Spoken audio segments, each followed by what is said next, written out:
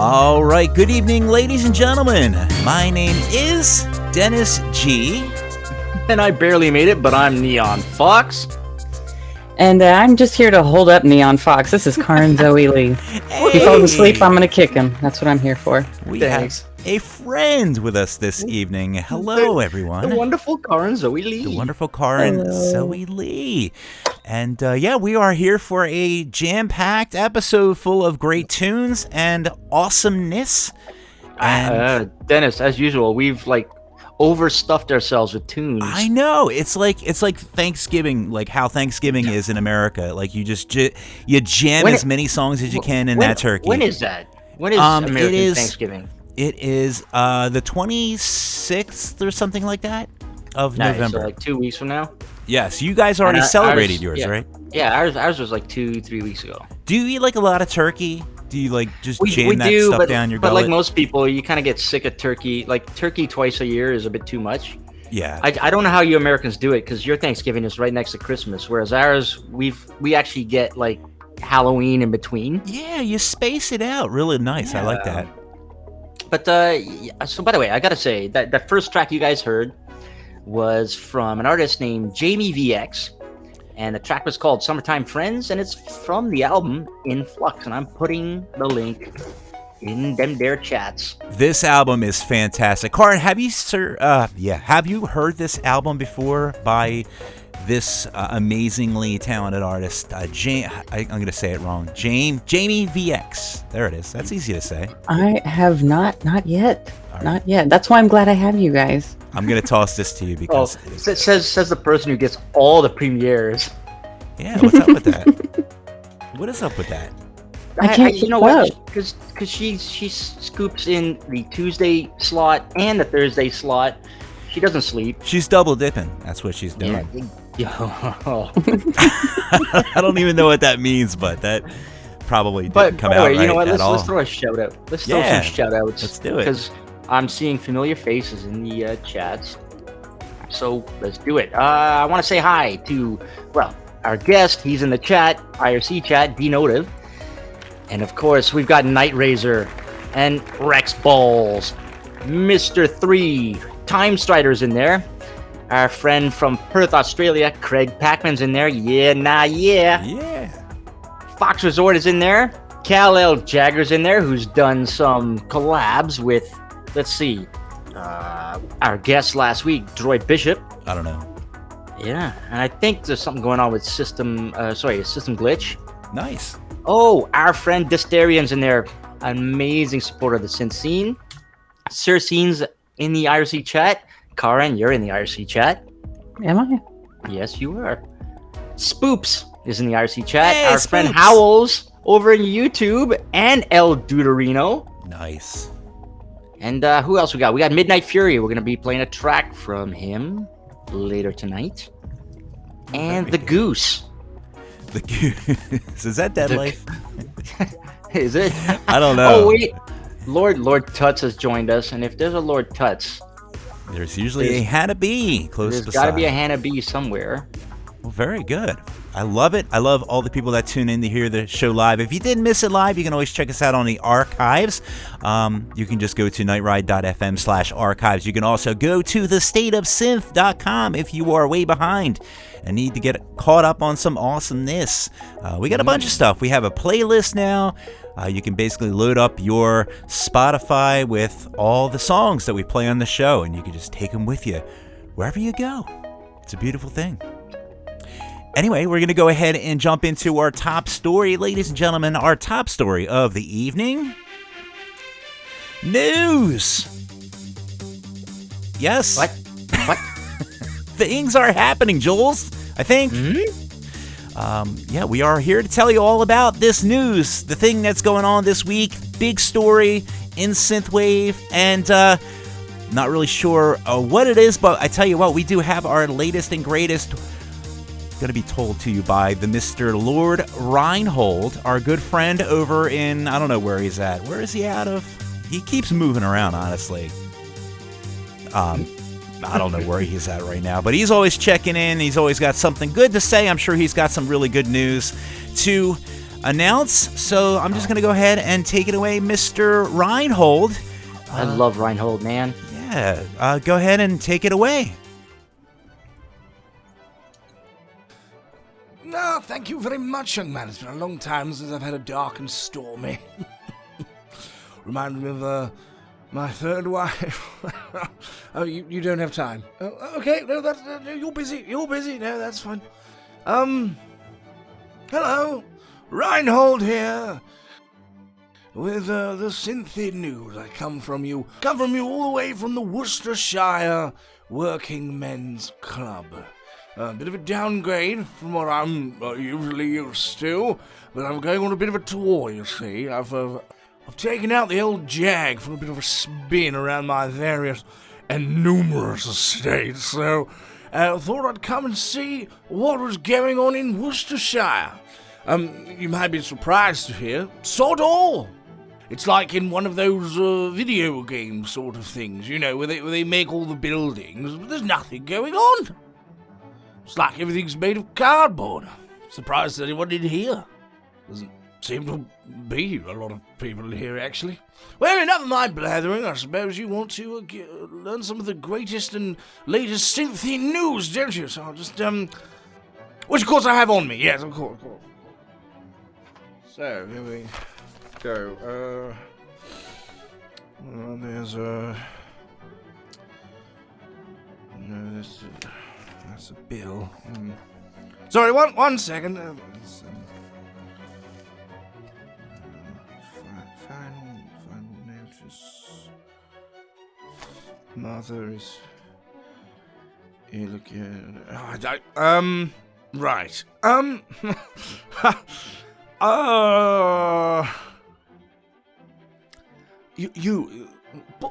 Excuse me, Sebastian.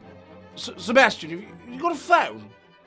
No, I know you're busy, but I'm trying to do the synth news, and I've got nothing. The synth news is part of what I do. I do for those boys in those Yanks. Well, can it attach to the internet or something? Have you got a PC? Well, quite frankly, Sebastian, you're about as useful as Anne Frank's drum kit. Go on, be off with you. No, go on. No, I don't care. Stop crying. Pathetic boy. Well, I'll be honest, dear listener. There's not a lot going on. No new albums that I've heard of. That young Ollie Ride fellow's playing next. I mean, that's more than a month away, to be honest. There's nothing really worth going on about. There's some sort of event this evening that I believe young Dennis is taking a part in, but probably nothing worth going on about. You know, it's an awfully droll sort of event. Bleep bloop and all that nonsense.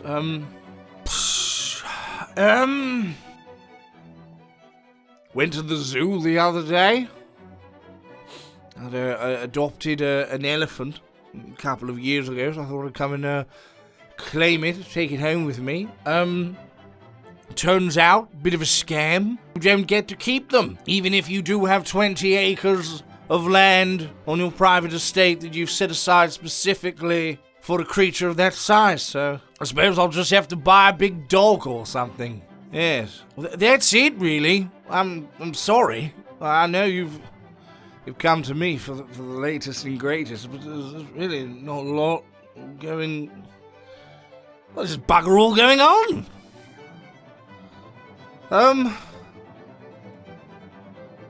Well, I have to see if they can do anything with that. I'm sure they can edit that into something interesting, can't they? It's still running? What's still running? Oh, the tape. Sorry, yes. All right, thank you very much, the Mr.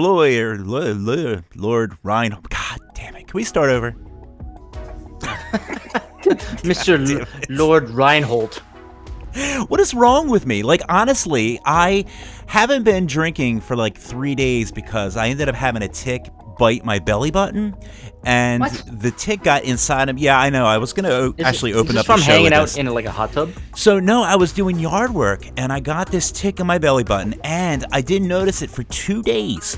2 days, that tick was not coming out. I had to go to the doctor, and who goes to the doctor for a tick, right? So you were either topless or you're wearing a crop top, and I'm picturing Dennis in a crop top. I was not wearing a crop top that day, but I had like a flannel. I had a flannel on, which I'm wearing right now, and maybe if I had my Arctic Mega Defender, maybe it wouldn't have happened, but I was just wearing a plain old flannel. And so long story short, they're like, well, we don't want to take a chance with Lyme's disease. And the first question that I asked, because they prescribed me that that antibiotic stuff, I was like, can I drink? And they're like, yeah, well, they're like, maybe not. Yeah, maybe not. And I'm like, all right, fine. So yeah, it's been 3 days. I haven't had a drink, and you would think I would have it together, but I don't.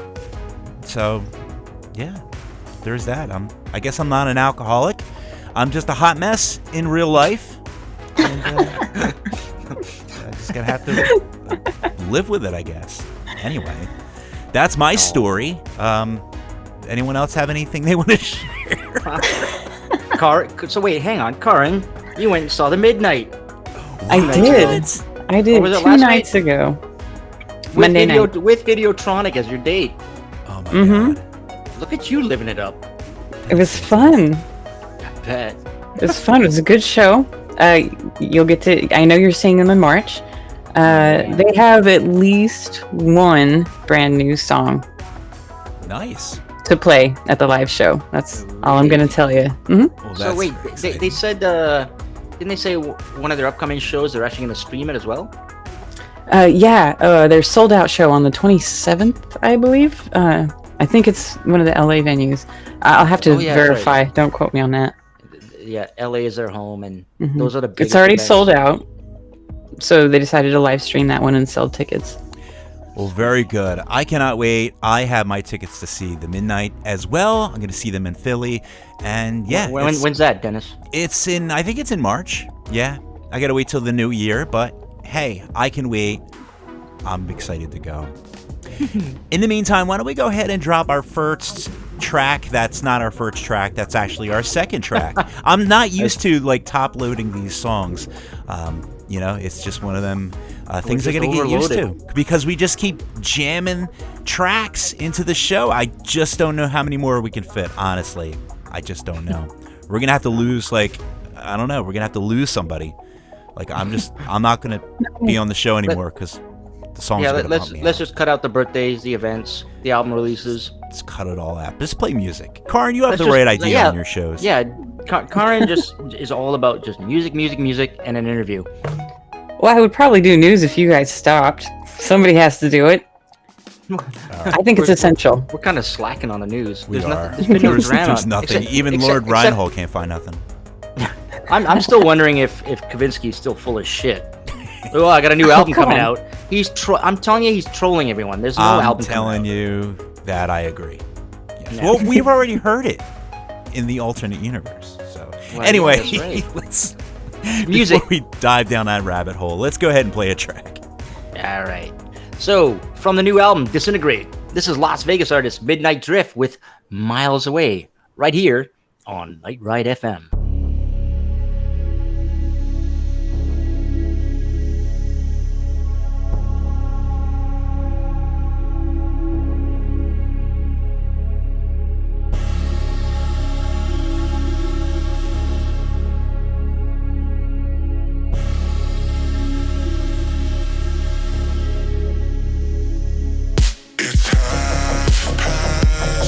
Midnight and I'm thinking about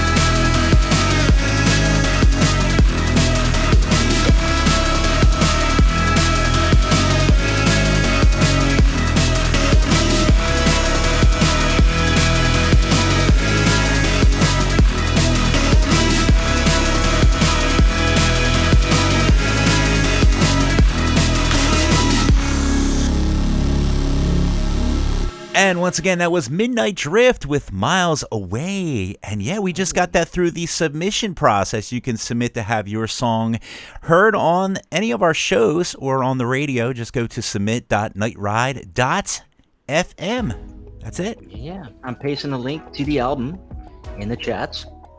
Very good, very good. I also want to do quick shout outs. I forgot to shout out to our overlord, Z. Hey! Mr. Z. He who birthed nightride.fm. He birthed it. He birthed it. Out of and his over in the loins. YouTube chats, we got Javier Rivero P. Nice. And in the IRC chat, we got Superstar 846, Easy Done It, or Easy Does It, sorry. Nice. I like Midnight that. Drip, and Vampire has joined us. Hey. The Hey. Vampire. What's going on? Oh, quick shout out to I just have it written down from last week. Snicker Kiddo. I'm gonna call it Schnur Kiddo. Schnur Kiddo. Yes. So shout out. That's a sleepy shout out. If you guys listen to the show and let's say you are on the other side of the pond over in the Europe or whatever, and you don't want to stay up till 4 o'clock in the morning to listen to the show live, which I mean, why wouldn't you? Right. I mean, but if you have to go to sleep, we can still give you a shout out. Just shoot us an email to info@nightride.fm, or I don't know, hit me up on Discord or Twitter or something, and we'll give you a sleepy shout out. Hey, Kaarin, Yes, sir. how is it you get the Europeans listening to you at 9 p.m. Eastern Time? Yeah, how was that? Because like 2 a.m. or 3 a.m. and the Europeans tune into Kaarin. Yeah, they do. Well, it's Kaarin. I mean, I don't know. It must just be my silky voice. it's that sexy Oh. voice. You and Dennis, man. I can't compete. She lulls all the Europeans to sleep. Anyway, All right, what are we talking about? Dennis. Yes. Oh, let's talk about more Kaarin? things. Actually, we do have a very special guest we would like to bring on right now. So I am very pleased to introduce to you. It is d.notive. Yay! Hello, Radio Land. How are we all doing this evening? Speaking Mr. of Notive. voices. Wait, or should I come back again with the shock jockey voice? Like, you're listening to Night Ride FM. Oh my God, he's gonna replace us all. That's it, Clip it, Dennis. keep it. Yeah, we need that. That's incredible. Hey, you know what? When we're done with this interview, we're gonna get you to give us, Dennis. What do you call those things? a bumper. A bumper. A bumper. Yeah. A bumper. Yeah, we need a d.notive bumper. Oh my God. And it's got to have like all the like crazy sound effects. Like the you are tuned in to Night Ride FM. Pew pew pew. That's perfect. Yes. Cut, print, put that on wax. That is awesome, man. So we were talking. I think you said we could. Yeah, because it's on your Twitter. We can call Yeah. you Matt. Yeah, that's fine. I mean, there's All 5 billion Matts. If someone tunes in the middle, they're not going to know who the hell you're talking about. So, I'll let someone else do the detective work on that one if they really want to try and track me down. Matt Notive. That's what I'm gonna call you. Yeah, Actually, I mean, that's probably one of the more generous things people have called me over the years. So, that works. real quick before we dive into our interview questions here, I do have one that's just kind of like burning at me. It's burning at my very soul, and I'll be honest God. with you. I tried typing your artist's name like so many times, and I don't know what it is. It's the D, and it confuses me when you put the period after it. And what's that all about? Like, I just need to know. Like my soul is itching right now to find out the period. There's really nothing fancy or special about that. It was I had this concept burning away much in the same way that it was burning at your soul. I had this concept once upon a time that you could basically, and this is going to sound really stupid, but I thought it was brilliant at the time, where it was like, okay, you can take any word with DE and you put a D dot and it's pronounced the same. Like I'm like thinking like, ooh, this is clever, and it's it stands out. But the problem was I spent a long time not really able to find a word that felt appropriate for that until I came across the word d.notive or denotive, which like to denote, right? to denote something, exactly. Mhm. And it's like if something is denotive, it means that it's defining of that thing. So you could say like, yes, this is, this is like the use it in a sentence part of your high school vocab quiz. And it's like if the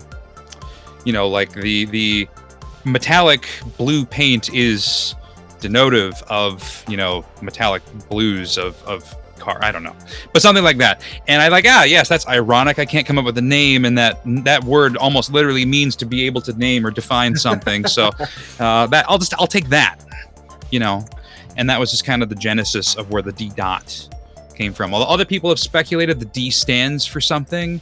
I have a battle jacket that I wear when we do shows that says, "Hi, my name is Daddy," because people have speculated that D could stand for Daddy. And I've just kind of leaned into that. I'm like, I'm not gonna tell you that you're wrong. Oh my God, I want that shirt. I'm not even in the band or anything, but I just want a shirt that just says, "Hi, my name is Daddy." Well, it's not a shirt. It's like a patch, like an iron-on. Like a battle jacket. I got you. But for the exactly. An addition to the battle jacket. Exactly. It's kind of like you got to look for it. It's just you can't from where I'm standing on stage. Usually you can't tell what it says, but then you get up close and you can see people do the little eye dip down, then back up. And I'm just kind of they can't say anything about it because then they're gonna make it weird. Right. Of course. You know what? I want to see Kaarin with a jacket like that. Does Kaarin have a battle jacket? Because I really think that I want to see Kaarin in a battle jacket. I think You know how many people have said that? you would rock a battle jacket so hard. Do you have patches, Kaarin? I got a ton of them. Do you think I should get denim or leather? Leather. Denim. Well, the 90s is coming back, so denim might be your play. I'm feeling I have camouflage. What about camouflage? Ooh. That would be dope. Did you say camouflage? No, it depends on the camo, but I think camo's passe. Maybe. True. Well, it can't be orange because that's just lame and stupid. But Wait, can you say? Wait, Dennis, can you say that again? Orange? Orange? No, that's not what you said. What did I say? Orange? You did the Family Feud orange. Did I? I think you did. Is that a New Jersey thing? I don't even know if I say orange like a New Jerseyan or not. Name a fruit that starts with the letter A. Orange. Well, that's in Minnesota. It'd be orange. Yes. So we're all at different places with very interesting dialects. Except for Kaarin, I guess. Yeah, so Seattle doesn't really have one. Yeah, what's up with Seattle? They don't have a dialect? We do. It's just the phone operator dialect. Is it phone operator? I say the issue is you have so many Minneapolis transplants, you just kind of have a dulled down version of the Minnesota accent. I was about to say that their dialect is just, when you're speaking while inhaling. Sorry, who? I don't even know where we're going with this conversation. Right. Honestly. Back on topic. Yes. Synthwave. Let's ask him some synthwave questions. All right. I mean, you can't. We can keep going on this if you want to, but I mean, it's your guys' show. I just work here. Eventually, we're gonna get to some music-related questions and not what's up with your name, because that's how mature I am. Let's read one off our official interview block here. How did you get started? How long have you been making music? That's a good question. I feel like that's a kind of a softball. Lob it up, give you a chance to. Well, that's like two or three questions kind of rolled into one. So you've given me license to talk. Where were you born? Yeah, at least 20 minutes now, because people in the chat were like, "Man, I hope this goes on for an hour and a half," and I'm like, "Oh my god, you guys missed my conversation with Starfarer when I went on for 2 hours plus." Well, you've heard Andy's latest show. It's 6 hours or something. Yeah, it's 6.5 hours. God, that poor guy. Okay, wait. We could deal with Mr. Notive. Wait till the YouTubers chime in. When we start talking, the YouTubers are like, "Where's the fucking music?" We love our YouTubers. It's okay. I mean, I have the IRC on Night Ride FM pulled up in one window. I got the YouTube on another. I feel like a hacker right now. I'm dialed in. Hack the planet. Yeah. Perfect. So in answer to your question, which I more or less remember now at this juncture, music has always been part of my life. I'm actually a fourth generation musician. My mother was actually signed to a label in the 90s, and they had like a top 10 dance hit on the Billboard charts. Get out of town. Yeah, no, it's on the Billboard dance charts of like 1992, or it might have been 93. Okay, I need to know. I need to know. Yeah. I remember my understanding is the guy who like kind of ran the band and was the band he really hated Hadaway, because that was like around the same time that they were on the charts, and suddenly Hadaway was like at number 1. Oh my god! And, like, isn't that knocked everything else off? Is it that Blue Dabba Dee Dabba Da song? No. Oh my God. Come on. That was 99. Awesome. Come on, how old are you guys? Come on. You guys are supposed to know this stuff. Robin S. Yes. Your mom is Robin S. No, it's not Robin S. My mom is not Robin S. They only had one hit. Robin S is big. No, so it was always a thing. Like when I was a little kid, my parents had a little recording studio in our basement, replete with stuff that a lot of synthwave people would probably be a little envious of now. I mean, nothing crazy. They had an Atari ST computer to sequence with. Oh, that's the one that came with the MIDI connections. Yep, and then had a Yamaha DX11, kind of FM synthesizer, which obviously the baby brother of the DX7. And then there was an Ensoniq Mirage sampler, which I actually technically still have an iteration of, and some Casio sampling drum machine that I don't know anything about. And they sold almost all of this, and when she got signed to the label, because that was like the thought was, oh, she's gonna, it's gonna be big now, not realizing that the record label would be like broke, 8 months later. And this is Continuum Records for anyone who's keeping score. I think Kid Rock was signed to Continuum Records at this time, and they were still broke. Oh wow! And so it was one of those things. And there was a whole bunch of like, am I allowed to swear on this show? Is that? Of course. The more swearing, the better. Okay, I just want to make sure, So, there was a lot of bullshit happening behind the scenes where they didn't want to give her credit, for co-writing like some of their big hits, and they wanted her to go on tour with the band and couldn't promise to pay him any money. And wow, that sounds like synthwave. Yeah, and I heard about that shit with Arcade High. That's a whole other thing. Those guys they're the best guys too. They really are. Yeah, well, and their shows look really cool. Oh yeah, they slam it. Yeah. Over the top, awesome. Yeah. So for anyone who's asking, the band was called Red Groovy. My mother would hate that I'm telling the internet about this because she's like so embarrassed about it now. Why? Because they like made her wear like fuzzy bras and like strap up boots, and she had to like tell people she wasn't married with 2 kids, and it's a period of her life she's not fond of recollecting. So it's one of those things. It's like, it's just fun to mention, like, yeah, that was my mom. I've always been adjacent to the music industry in my family. Like going back to my great grandfather was like a trumpet player in the Navy. There's always just been a musician every generation, and this generation, unfortunately, you're all stuck with me. So so I've basically been doing it ever since I was like, I've always been noodling around keyboards and synthesizers and pianos and instruments since I was like 4 or 5. But it wasn't until I was in high school that I really started to want to get into it more in like a serious capacity. But I fell into a video game music composition community, and I really thought that was where I wanted to be, was like doing video game music scores, once upon a time. And actually I have done a little bit of video game music now. The ironies, I've come full circle.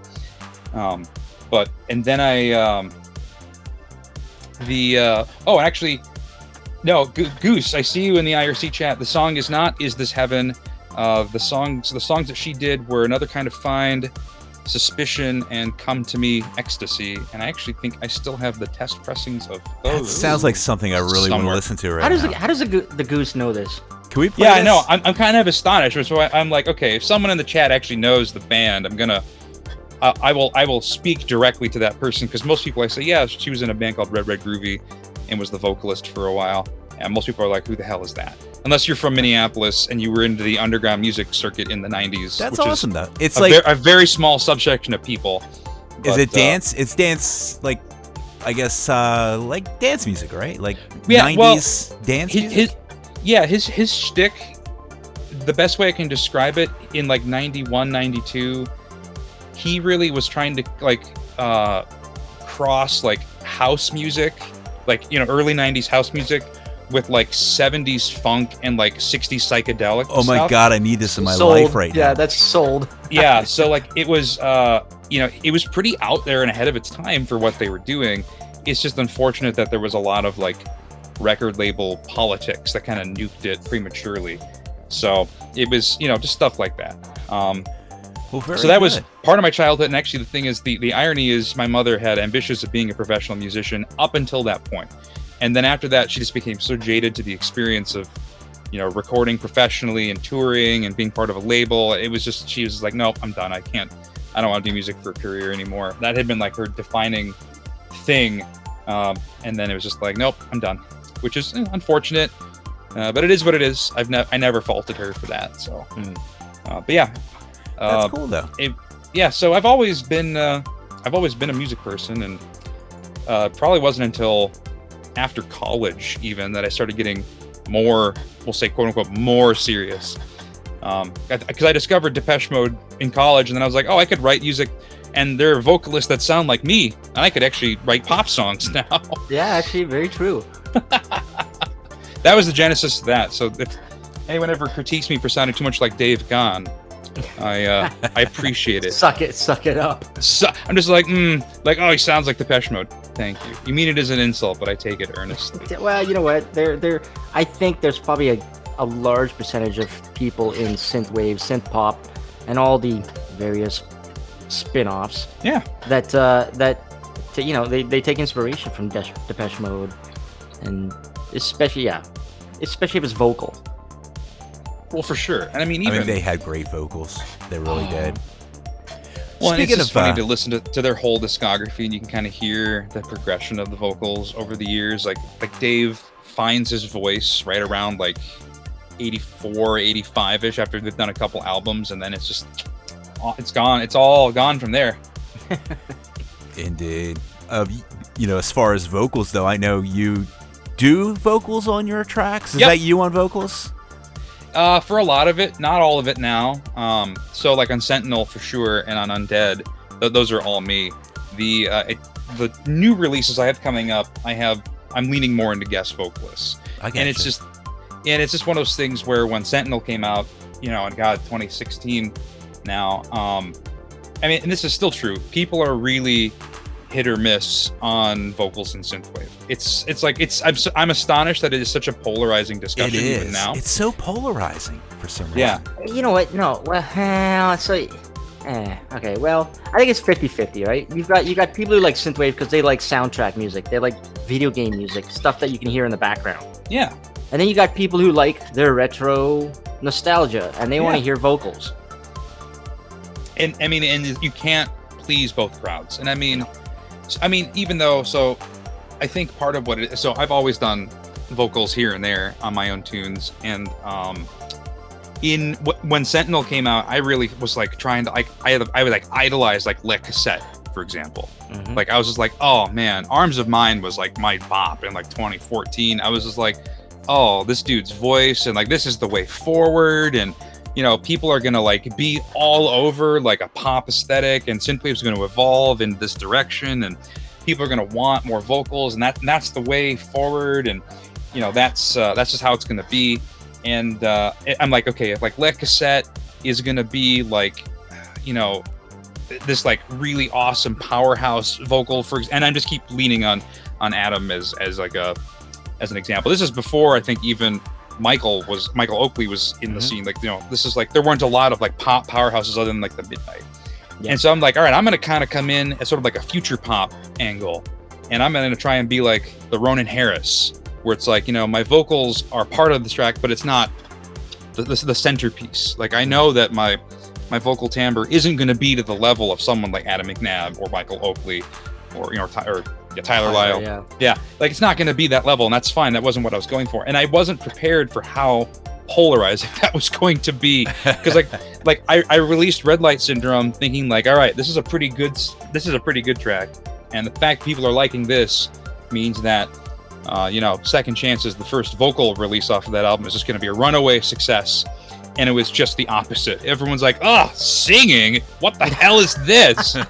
And I was just like, what are words? I was like, really?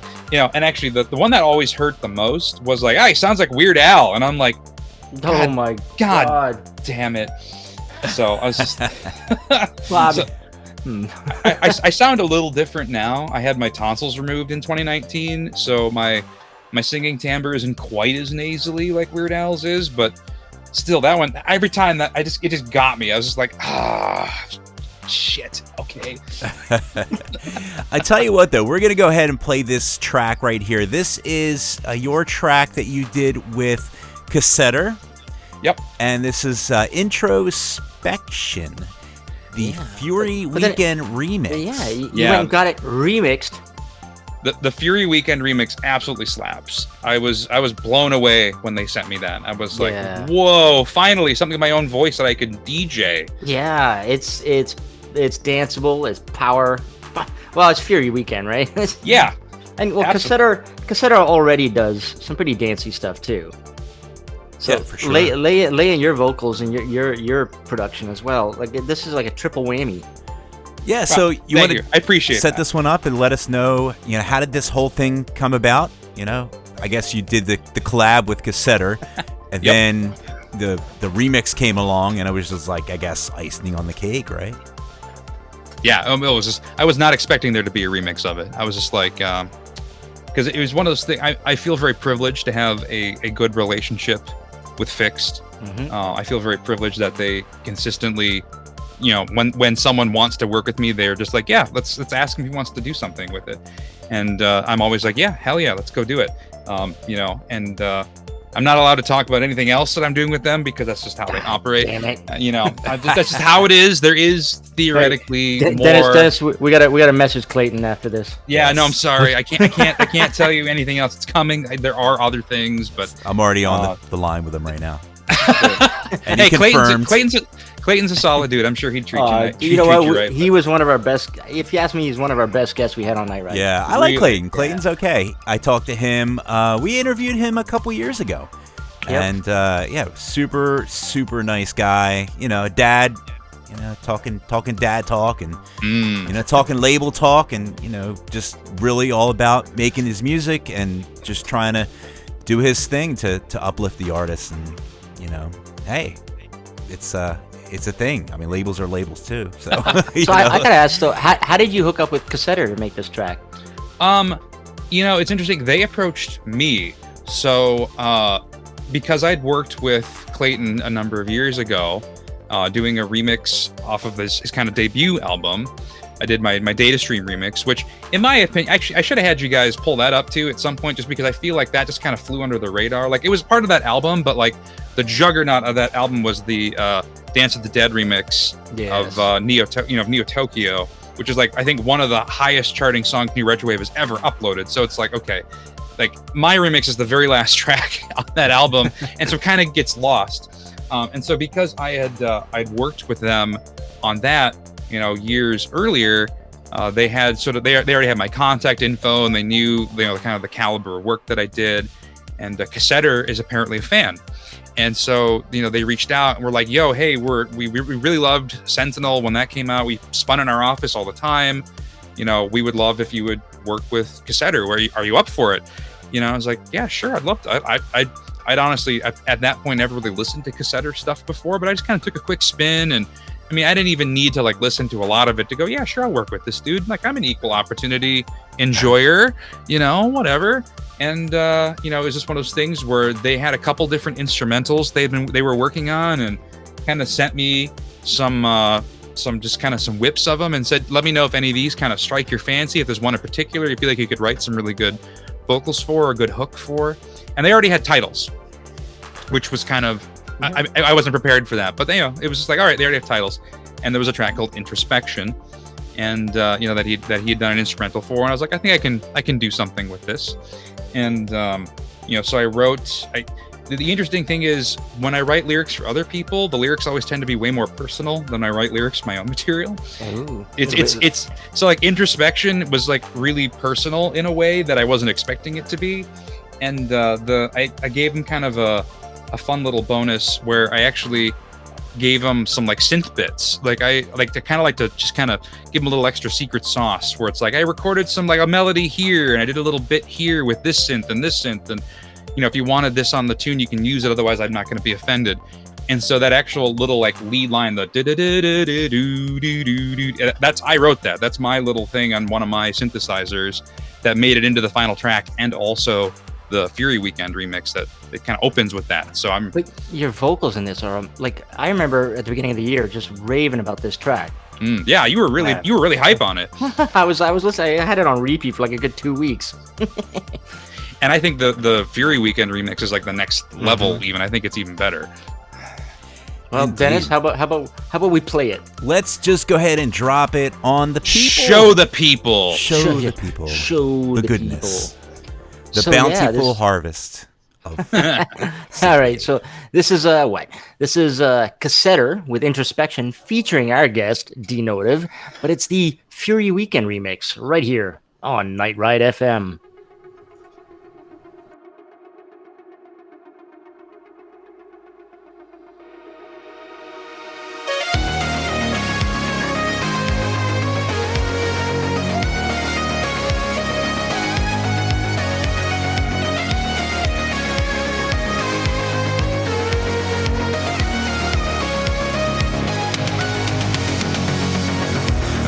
Too many things I've left unsaid as I look back in time. Enemies made, tears that were shed for the sake of my pride. I can't take it back now. Inside I think I know how to make this all worth it in the end. It's never too late to shed your mask. With every new day you'll find your path. The memories far away. When you look inside, what past is past.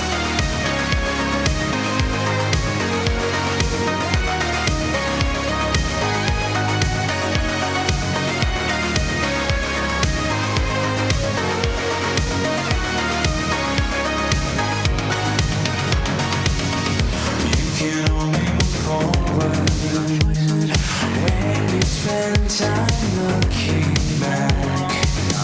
When you dig deep inside yourself, you'll have what you need to get on track. I can't take it back now.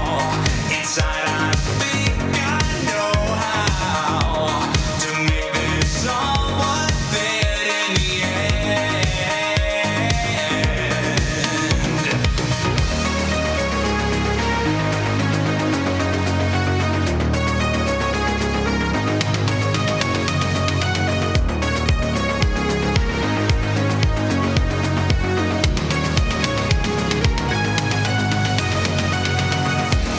It's never too late to shed your mask.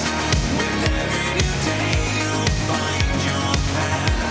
The memories far away. When you look inside, what past is past.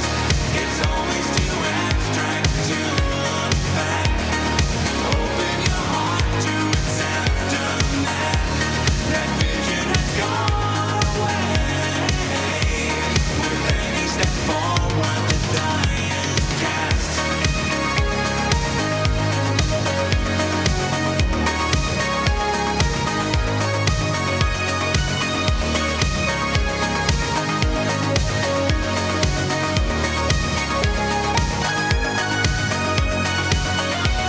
It's never too late to shed your mask.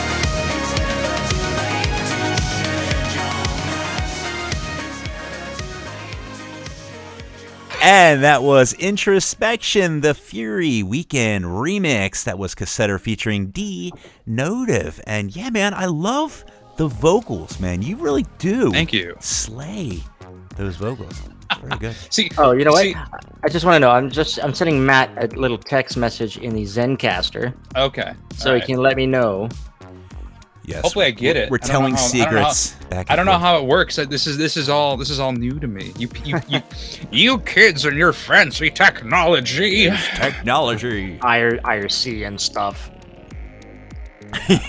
You kids and your IRCs. Well, It's like been around since IRC, the 70s, I guess. IRC, I remember. You know, I've used IRC.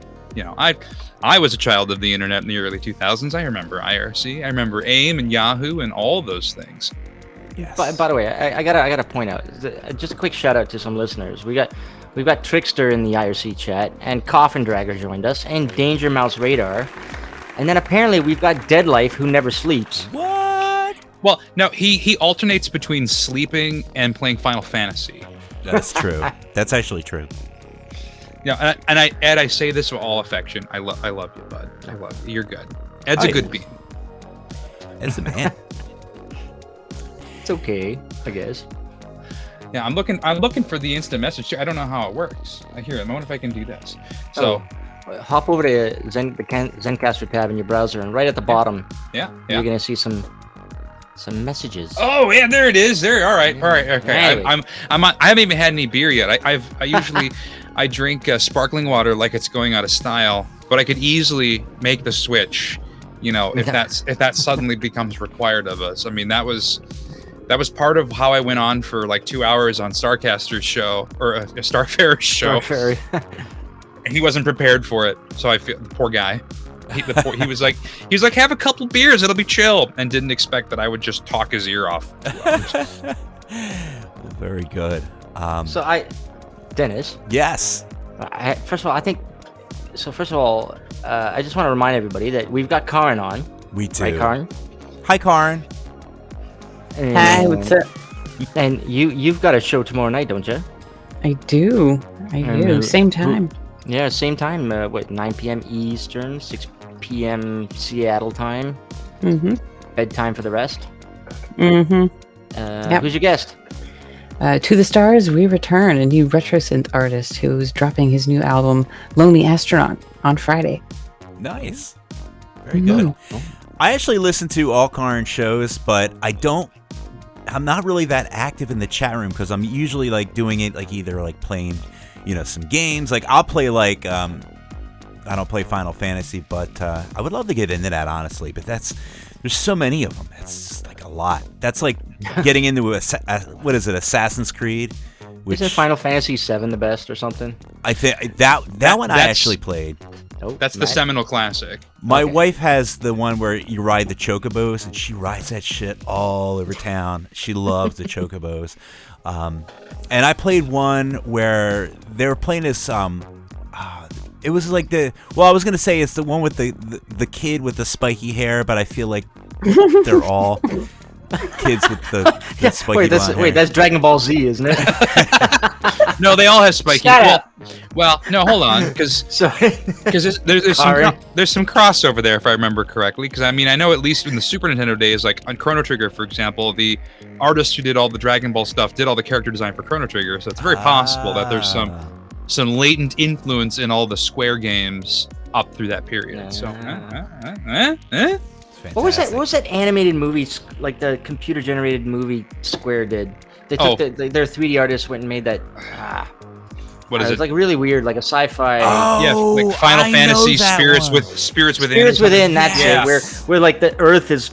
Well, every Japanese story is about the Earth or Gaia or whatever, like having its own spirit and coming alive. I don't know, doing some wacky shit. You gotta be tripping on that stuff. That was so awesome back in the day. That was before, I feel like that was before Pixar or right around the same time.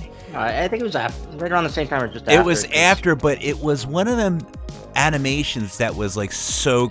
It's like they kind of like almost crossed that uncanny valley. Yes, it was very realistic. Very real. Almost like what's that Tom Hanks movie, The Polar Express? Like that level of detail. God, I can't. It was, you know what? Frankly, it was better than what was it? That last Star Wars movie, where they The all of them one. no, was it Rogue Squadron? Maybe. Oh, that was a game.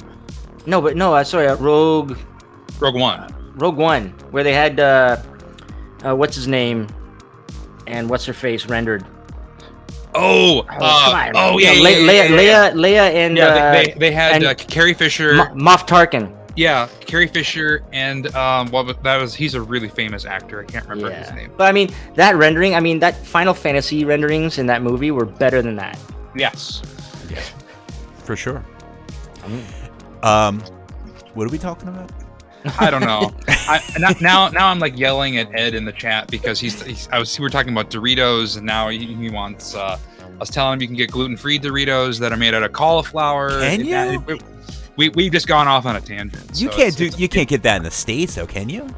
Yeah, I live. Okay, where do I live? The States.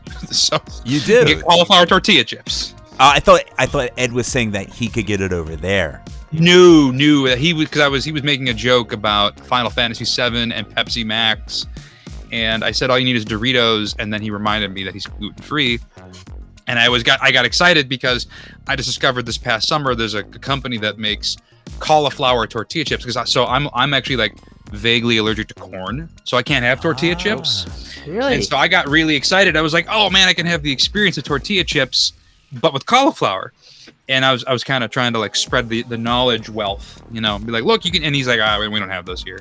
And I'm like, oh.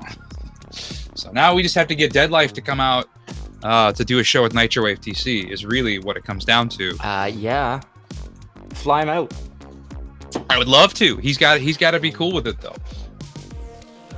No. Yeah. No pressure, Ed. Someday. I know it'll be someday. No pressure. And Someday. Tell him to bring his snares. Oh God. No, listen. I don't need to steal Ed's snares anymore. Snare. No, because here's the thing. Love Now, you, Ed. after I got the Oliver Power Tools sample pack, I was no longer left wanting for snares, because, and this might be a controversial hot take. How many snares do you have in your At least 7 trillion, but it doesn't matter because there's like 30 in the Oliver Power Tool sample pack, and every single one of them is perfect. Nice. Oliver makes the only snare samples I can just drop right into a project Is file. that Oliver? Like the artist Oliver? Yeah. No. Yeah. Oh, nice. He's dope. So my hot take, maybe not hot take, is Oliver to me is the pinnacle of everything that is retro synth. I love Oliver. Make it. Even though I'm not really doing anything with Ableton, I'm making a note of this just to add to my Ableton for no reason. Because that is the quest. It's like the Holy Grail, the quest for the Holy Grail, like the good snare quest. Yeah. I feel, I mean, like your snare can make or break the whole mix down. So like, I'm a little jaded on this right now because I'm in the throes of finishing up my mixes now for the EP that I'm about to finish. And I have a wonderful mastering engineer. It's I'm Recursion Mastering. She's great, and we've had a working relationship for many years. And the way it goes like this is I will say, hey, I want you to do a mastering project. And I will pay her, which works out great for her. And I then send her all my mix downs. And then 12 hours later, I get an email back. It's about 12 paragraphs, and it's like, okay, here's everything wrong with this one, here's everything wrong with this one, here's everything wrong with this one, and I have a laundry list of things I then have to solve, and we will go back and forth for months until I have addressed every single issue to her satisfaction. to the extent that we're talking for the next project, I will just have her do all the mixing, because it's just I am spending hundreds of hours doing. I mean, I've gotten really good at mixing because of her, but also this is during our pre-interview time. I was talking about how my eyes were getting kind of glazed over, and this is why. I will sit there and adjust like levels within like half a decibel, or like adjust the send by the teeniest amount. You're less of an artist, more of an engineer when you're doing that. Yeah, and that's the unfun part. I mean, at least for me. Some people really revel in that part of the process, and I respect people that do. Some people are engineers professionally and can do that all the time. Again, I respect those people. I can only do it to a certain extent. Now, granted, the results are always worth it. I can always hear after every iteration, if I go back and listen to the first iteration compared to like the 10th, which is where I'm at with some of these, you know, how far it's come and how more clear and focused it all is. But anyway, this was a long diatribe about how the snare can make or break a mix, and I have been known to, like, in the middle of the mixing process, just swap a snare and go, yeah, you know, this sounds like garbage now, and just change it for a different one, and suddenly I've freed up all kinds of tonal space, and the track works better. And it's never too late to change it and make it right, and that's a double-edged sword, because you can, if you have 5 billion quadrillion snares to choose from, you could be changing snares endlessly until the end of time. There's probably someone right now that's been changing snares for 20 years, and we won't even know. I think that's every artist. Yeah, probably. Speaking of snares, how do you think you did on the snare for this next track we're gonna play, Undead? Is that a good snare? A fair snare? It's a fair snare. Mediocre snare? Here's the story with Undead. I think Undead is an outlier for me as far as my style goes, because I wanted to do something. I wanted to lean more into EBM, which some of the oldie-timey people like me in the chat will recognize as a genre from back in the day. Although it's kind of having a resurgence. You know, kind of like I think who I was trying to emulate with this would be not so much like Knights or Ebb, but more like Beborn Baton. Oh my God, Nitzer Ebb, I used to love them. Yeah, so like that would be sort of like EBM-esque, which is kind of like I would call it like kind of pop house goth industrial, more or less. And the snare in Undead is very snappy and punchy, which is sort of off character for the genre. But what makes Undead special more than anything else is about 90% of it, save for like 2 things, is all hardware synths, which is unusual for me. I have a lot of hardware synths, but it's very rare they comprise most of the track. So, and also given the fact that we've just come off of Halloween, Undead is, I feel like, an appropriate segue, if you will. Yeah, you know, from fall into winter. Yes. You know, it's the little transition into wonderful November. It's the little things. All right, so we're going to go ahead and drop this on you guys. Now, this is Undead by d.notive, and here it is. You're listening to it on Night Ride FM. Enjoy.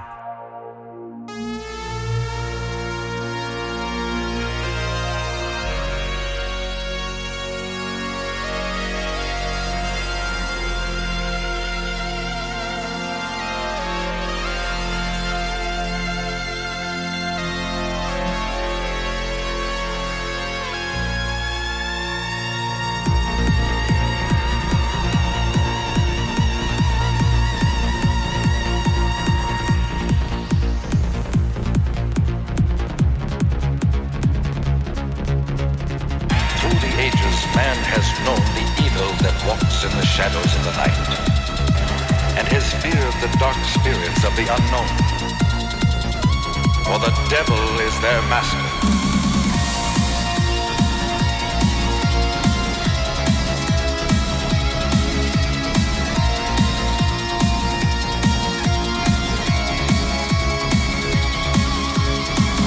But to these evil, perverted creatures, half beast and half human, and it is said that they called forth all the legions of the dead. Deep inside the woods at night, sealed away from prying lights, together you perform the sacred rites. She takes you by the hand and softly, slowly starts to chant. Before you know it, you can see what she's got planned. As the moon begins to rise, you see red in her eyes. As the fur sprouts from her head, through her fangs she says, I'm undead. I'm undead.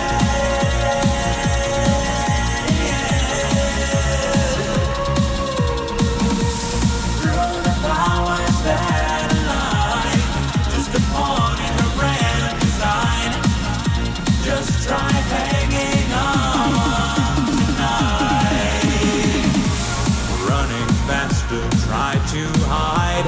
Fear that trembles down your spine. Somewhere out there she still growls your mind. Harder, longer, try to run. No, she does this just for fun.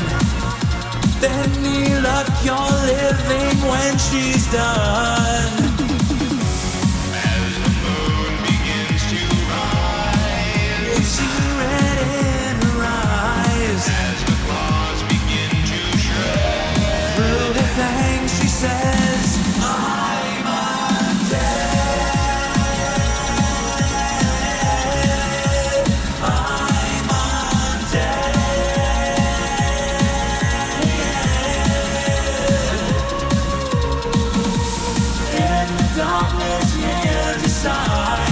Just a pawn in her hand line. Just trying to stay alive tonight. It won't be long till she's coming back for you. It won't be long, so you know what you must do. It won't be long till she comes to see us through. It won't be long till you start a life anew. They must renounce God and all other things that are decent and good.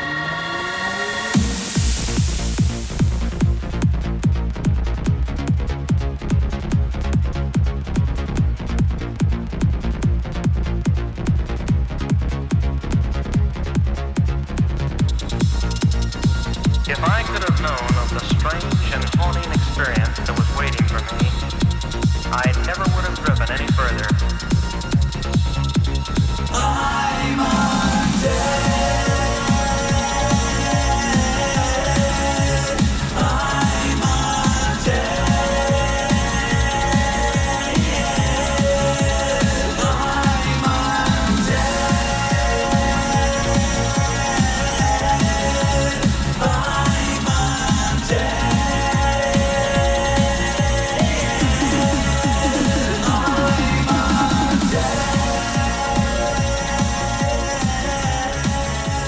I'm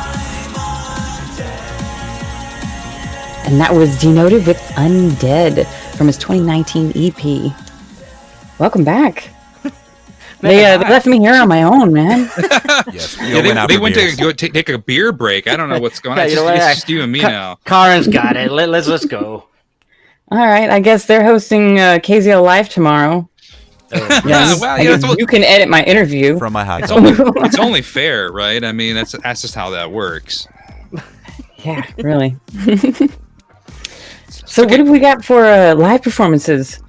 Well, it's funny you should ask.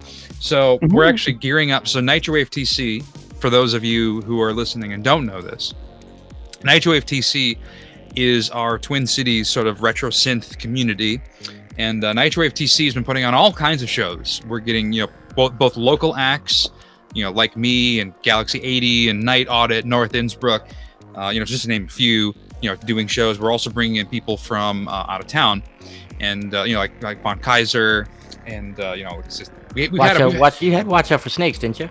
Yeah, well, no, other way around. I think North Innsbruck went down. Oh, to that's Atlanta right. to play Yeah, a he show went with down Atlanta. I would love to have Watch Out for Snakes come here because Wow, actually, he's got the Rona right now, so you'll have to wait a couple weeks. bummer. Yeah, no, I had it before there were vaccines, so I know the feeling. It sucks. No, I actually Watch Out for Snakes is a Mystery Science Theater reference, and Mystery Science Theater is Minnesota at its core. So we bonded over that. That's how we became Twitter mutuals, because I was like, wait a minute, Mystery Science Theater. And he was like, yeah. So yeah, anyway, shows. I'm actually doing a show in almost exactly 1 month on Saturday, December 11th. I will be on the bill with Baldacaster, Tonebox, and Makeup and Vanity Set. Well, shit, me Did not. you say Baldacaster? What? Yep, Ooh. I believe it's actually Baldacaster's like premiere show. I think it's like their first one. So that's going to be really cool. It's going to be it's a pretty stacked lineup for that night. You guys like Nitrowave TC? They're like doing kind of like Terminus down in Atlanta. You guys are like almost doing monthly events, right? even more than that. I think now, like we just had one last weekend. There's another one coming up, like in a couple more weeks, and then there's us in December. Like it's been pretty consistently every 3 weeks at this juncture. So it's, I mean, and granted, that's just the kind of a temporary sprint, I think, and they're kind of scaling up and down. So it's like some of the events are a little smaller, a little more intimate venues versus the one we're doing. We're playing main stage at a place in St. Paul, Minnesota called the Amsterdam, not to be confused with the city Amsterdam, which some people have done.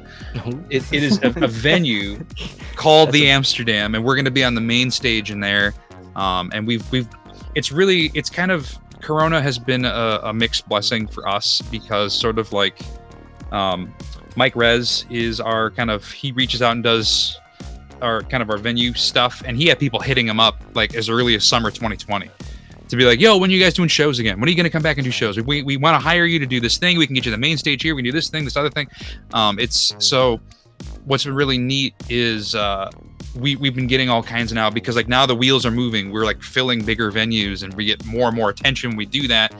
And we're bringing in these headliners from out of state, and we can just kind of keep snowballing into bigger and bigger events. So Nitrowave TC is, I think we're really, I can't really say we because I have such a small part in it now. It's really other, like I helped start it, but it's other people run it. And, you know, then they're because I would not have the ability to do it with the aplomb that this crew is doing it with. So it's turning into something really, really special and really cool.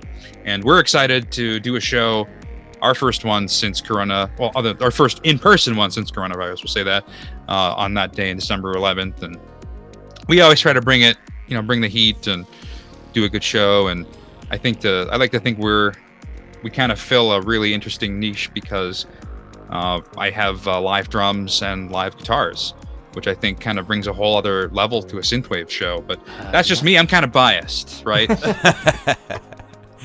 So some of us have had the fortune of seeing like bands like Von Kaiser play, or where it's more than just a keyboard. Yeah, it's the whole ensemble, which is great. Now, hey, I gotta say, I ain't knocking an artist who sits in front of a keyboard, because it's about the music, and it's about seeing your favorite artist live. And most of the time, you can make up for the lack of keyboards or sax or guitars by just having some wicked lighting. Seriously.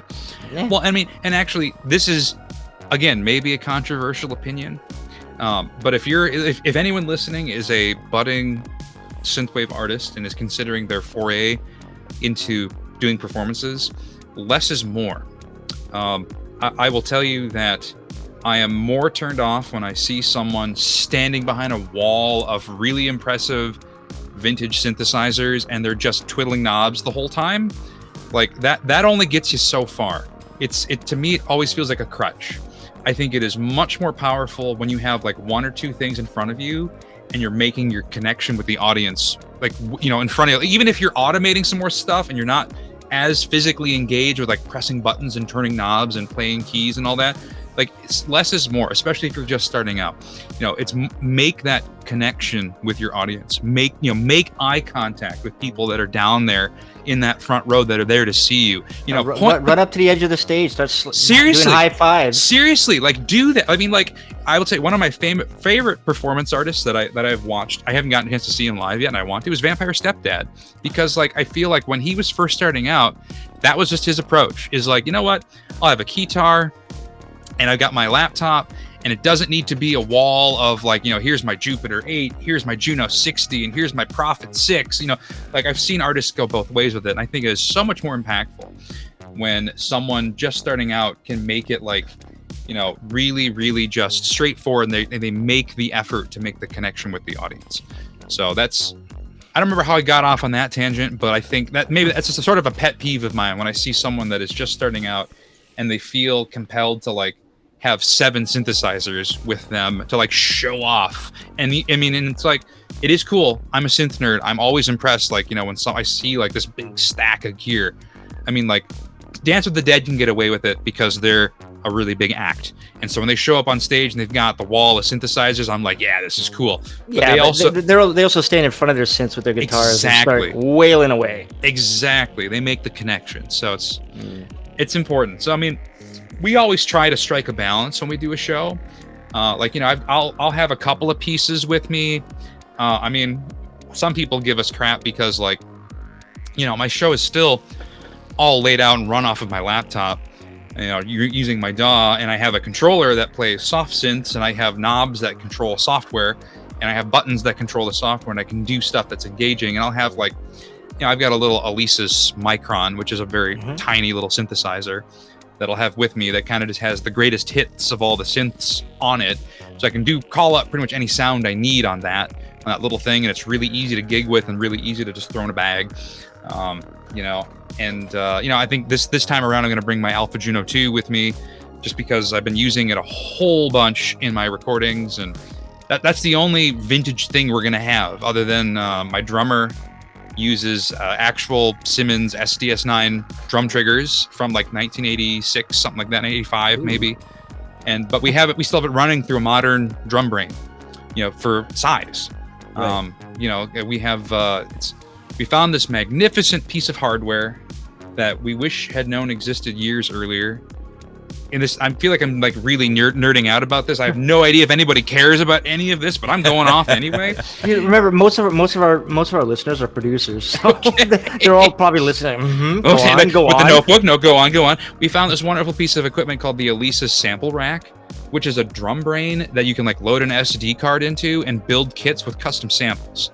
It's like the perfect thing for what we were doing. Our first gig, we didn't even know this existed, so we were running through a computer and had all kinds of drum latency. It was just a disaster. I mean, it wasn't a total disaster. We did okay, but, you know, so we have this like $200 drum brain with an SD card in it that has all the samples, all my drum samples from all my songs. And we build all the kits, and it's all connected to these Simmons, like these Hexagon 80s Simmons pads, you know, that are like for that legit vintage look.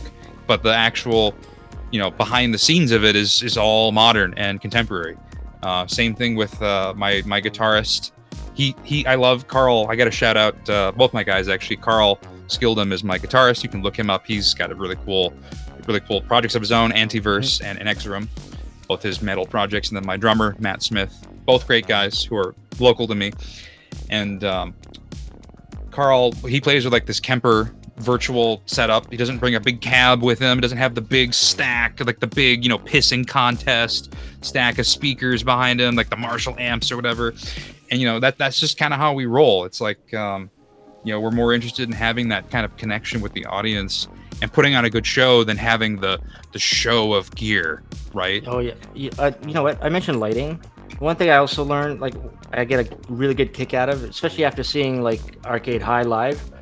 And your Synth Valley stream. We'll get back to that in a second. Sure.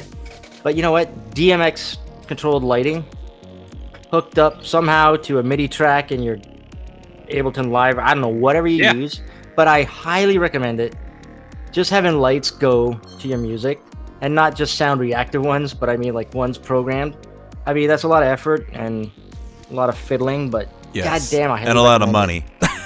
Well, No, it doesn't have to be. It really doesn't have to be. So Well, I'm really glad you brought this up, because the thing you're talking about is the DMXs.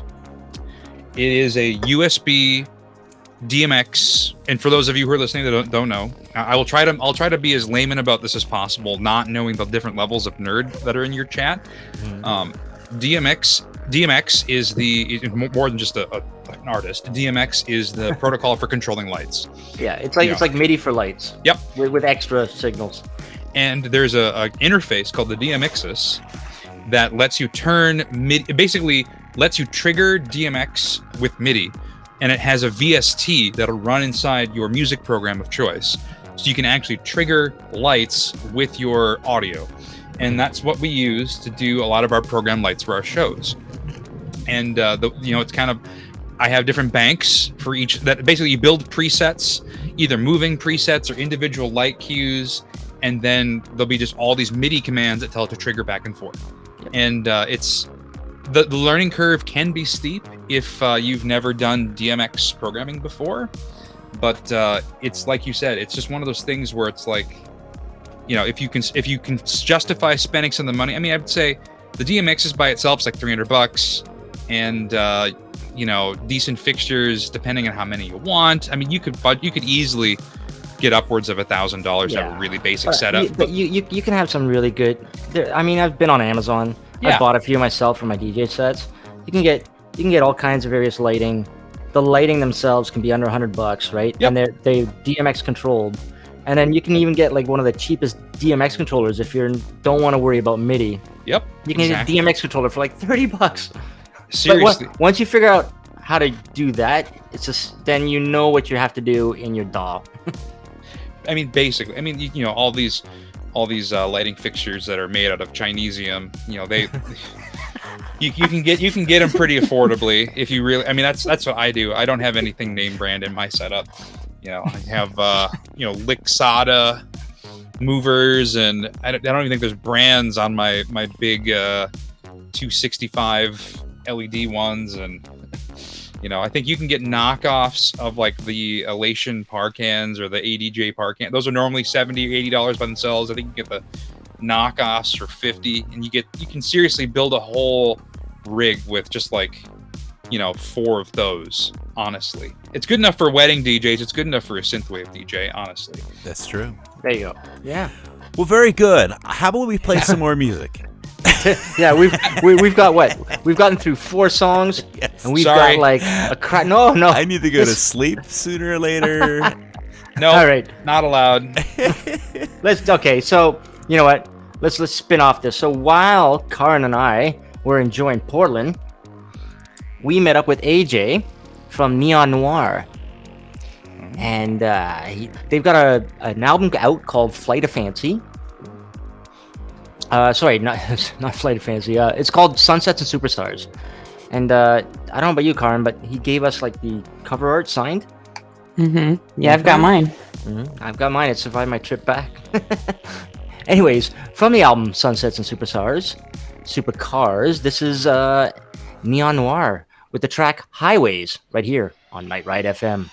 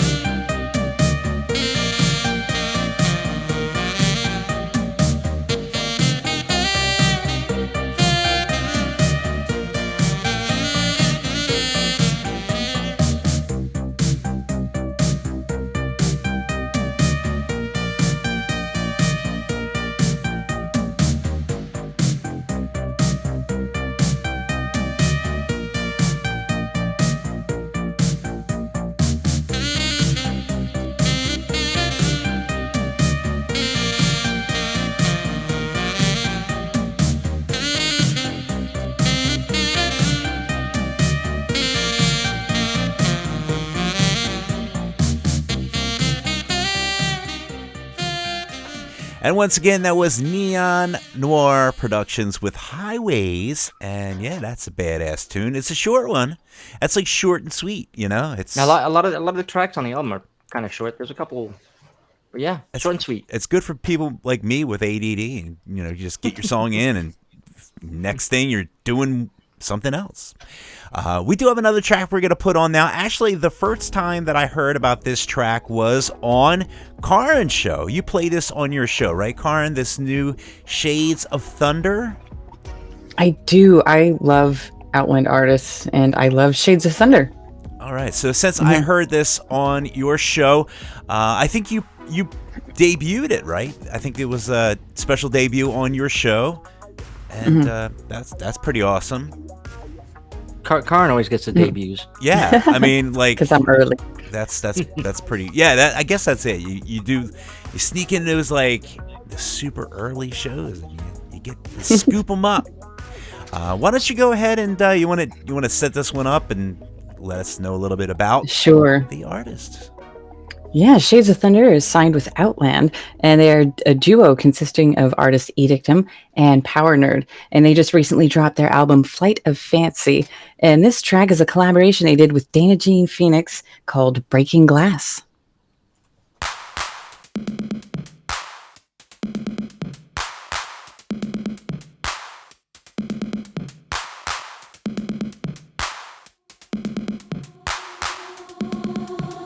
Drifting by the wayside, working for you. You know that I adore you. Never knowing this could only end one way. You had your agenda, trying to bend me and then save me, yeah. Ooh, the grip tightening around me, but your mask kept slipping, baby. Ooh, illusion shattered, you had me on my knees. My path reawakened, my future for the taking. No longer isolated from my own mind. Thought that I was broken, but the omen only saved me, yeah. Ooh, if it's true, we only have one life to live, baby. Ooh, and I'll live mine, not yours. Ooh, catch me through the rays of light from the breaking glass tonight. Breaking glass. Never felt so free, so alive. 'Cause I'm breaking glass tonight. Breaking glass, and it feels so right.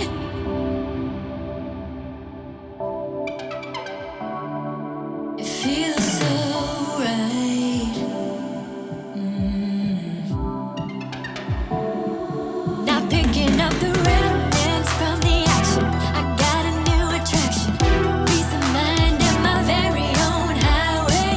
And now the lights reflecting, showing me that I can make it, yeah. Ooh, no longer thinking that without you, I'd be long gone, baby. Ooh, I feel the beauty and possibilities.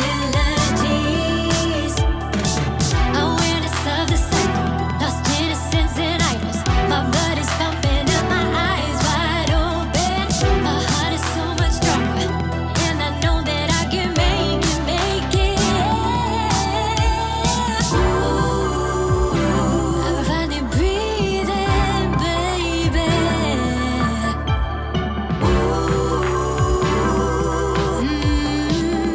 And it feels so right. Ooh, catch me through the rays of light from the breaking glass tonight. Breaking glass.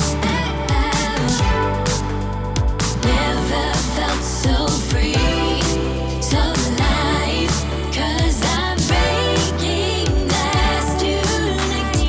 Breaking glass, and it feels so right. Ooh, catch me through the rays of light from the breaking glass tonight. Breaking glass, it feels so. And once again, that was Shades of Thunder featuring Dana Jean Phoenix with Breaking Glass. Badass tune. I like that. By the way, I need everybody to pester DJP and find out if she's staying in Bristol or if she's ever coming back to Toronto. Yes. She's not coming back. She's I in know. love. Man, hey, like She's Toronto's not bleeding coming artists back. left, right, and center. Yeah. Well, we need to get everyone to just come to Minneapolis. There It's you go. cold. It's cold here, but it's worth it. See, at least Dennis and Kaarin can go there without having to get a goddamn COVID test. Anytime I cross the border, I need COVID tests. It's not that bad. Well, they're not free for Canadians. Yeah, they're not Really? free for it. Oh. You need a PCR test, which isn't free. Antigen tests, sure. I did not know Wow. this. Ah, yeah. My condolences. See, all the reason why you should just come here. It's true. Just live here, Jules. You I can know. live in my basement. My wife won't say anything, I'm sure. No, I prefer my free healthcare, man. I mean, that's 100% fair. That is true. Yeah, it's free COVID test, free healthcare. I think we all know what the answer there is going to be. All right, so speaking of album releases, Yes. What a segue! Wow. I am From COVID to album releases. Well done. am This is why you guys professional. do this. That was a great segue. do this day in, day out, man. This is Alright. how I roll. Let's do it. Let's do it. Let's do some album releases. All right. So, Dennis, I added this one because, I mean, she's one of your favorite artists. She's my Yoda. gal. About a month ago, just under a month ago, Yoda dropped her new album, Lucid Yoda. Dreams. That album is so good. I listened to it on repeat for like a whole weekend. It's so good. It is Super amazing. talented. And now I understand why she's got such good sounds. I mean, I think, was it Dennis? She's dating Lifelike? Lifelike is basically That producing, explains it. Yeah, Wow. And, oh, you know what? Kaarin's, God, thank you, Kaarin. Reminding us that Arcade High, remembered. Arcade High dropped their album, Kingdom 2. And Yeah, that was a follow-up to Kingdom that seeing they them- released in 2016. Exactly. And seeing them live was amazing. And Dennis, you got to see them live too. oh, I love them. I love those guys. Man, yeah. And so another giant of the synthwave scene. November 2nd, Phaserland dropped his album, Art Plaza. So go jump all over that because it's Phaserland. And of course, as usual, he's got some wicked collabs on there. Yeah, he's from Detroit, right? Mhm. Is Oh, he? also, he's got vinyls available, and for that, Andy's re-releasing his self-titled album. That's right. As a the vinyl, Sunday too. Phaserland. Did not know he was from Detroit. Yeah, Detroit, Michigan. That's not too far. We can get him over here for a Nitro TC show. There you go. Do it. Set We're it just up. gonna We're just gonna suck everybody up. Just like, oh, you're It's the sort of vortex. close. Come do a show, Nitro. Between you and the Atlanta guys, there'll be nobody left up our. Everyone ends up eventually in Minnesota. That's Yeah. that's the rule. plan. Uh, That's the plan.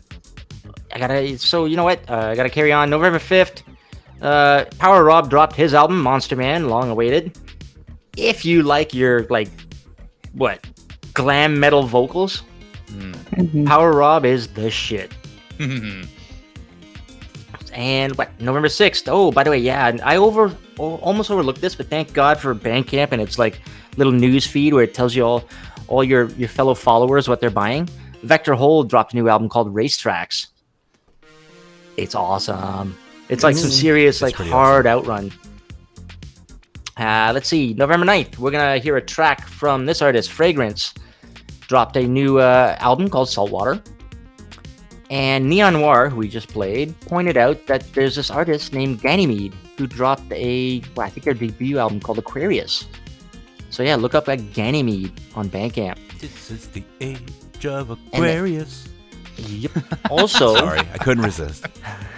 last Friday, Jay Diggs dropped his album, Jams. Yo. He's got collabs with like Sunglasses Kid and Shizzles, and Nice. Dennis, yeah, correct me if I'm wrong, but he's gonna be our guest next week, right? That's right. Wait, Ooh, Jay yeah. Diggs is gonna be your guest Jay next week. Diggs is gonna be on the State of Synth. Oh man. We're gonna get funky. Funky. I gotta get that cassette. Yeah. I Love think it's it. it's on Time Slaves, right? I believe it is. I'll have yes. to check. Yeah, I think it's Time he's doing Slaves. his physicals on Time Slave. Also, we're gonna be hearing a track from this artist a little bit later. Robots with Ray Guns. His album dropped last Friday, The Digital Life of Zanye Quest. Yeah. And finally, I got two more. November 12th, Hollywood Burns. His new album, The Age of Saucers, is dropping. And this artist, To the Stars We Return, is dropping a new album called Lonely Astronaut. And as we mentioned earlier, Kaarin He's going to be on my show tomorrow. There you go. Well, that's exciting.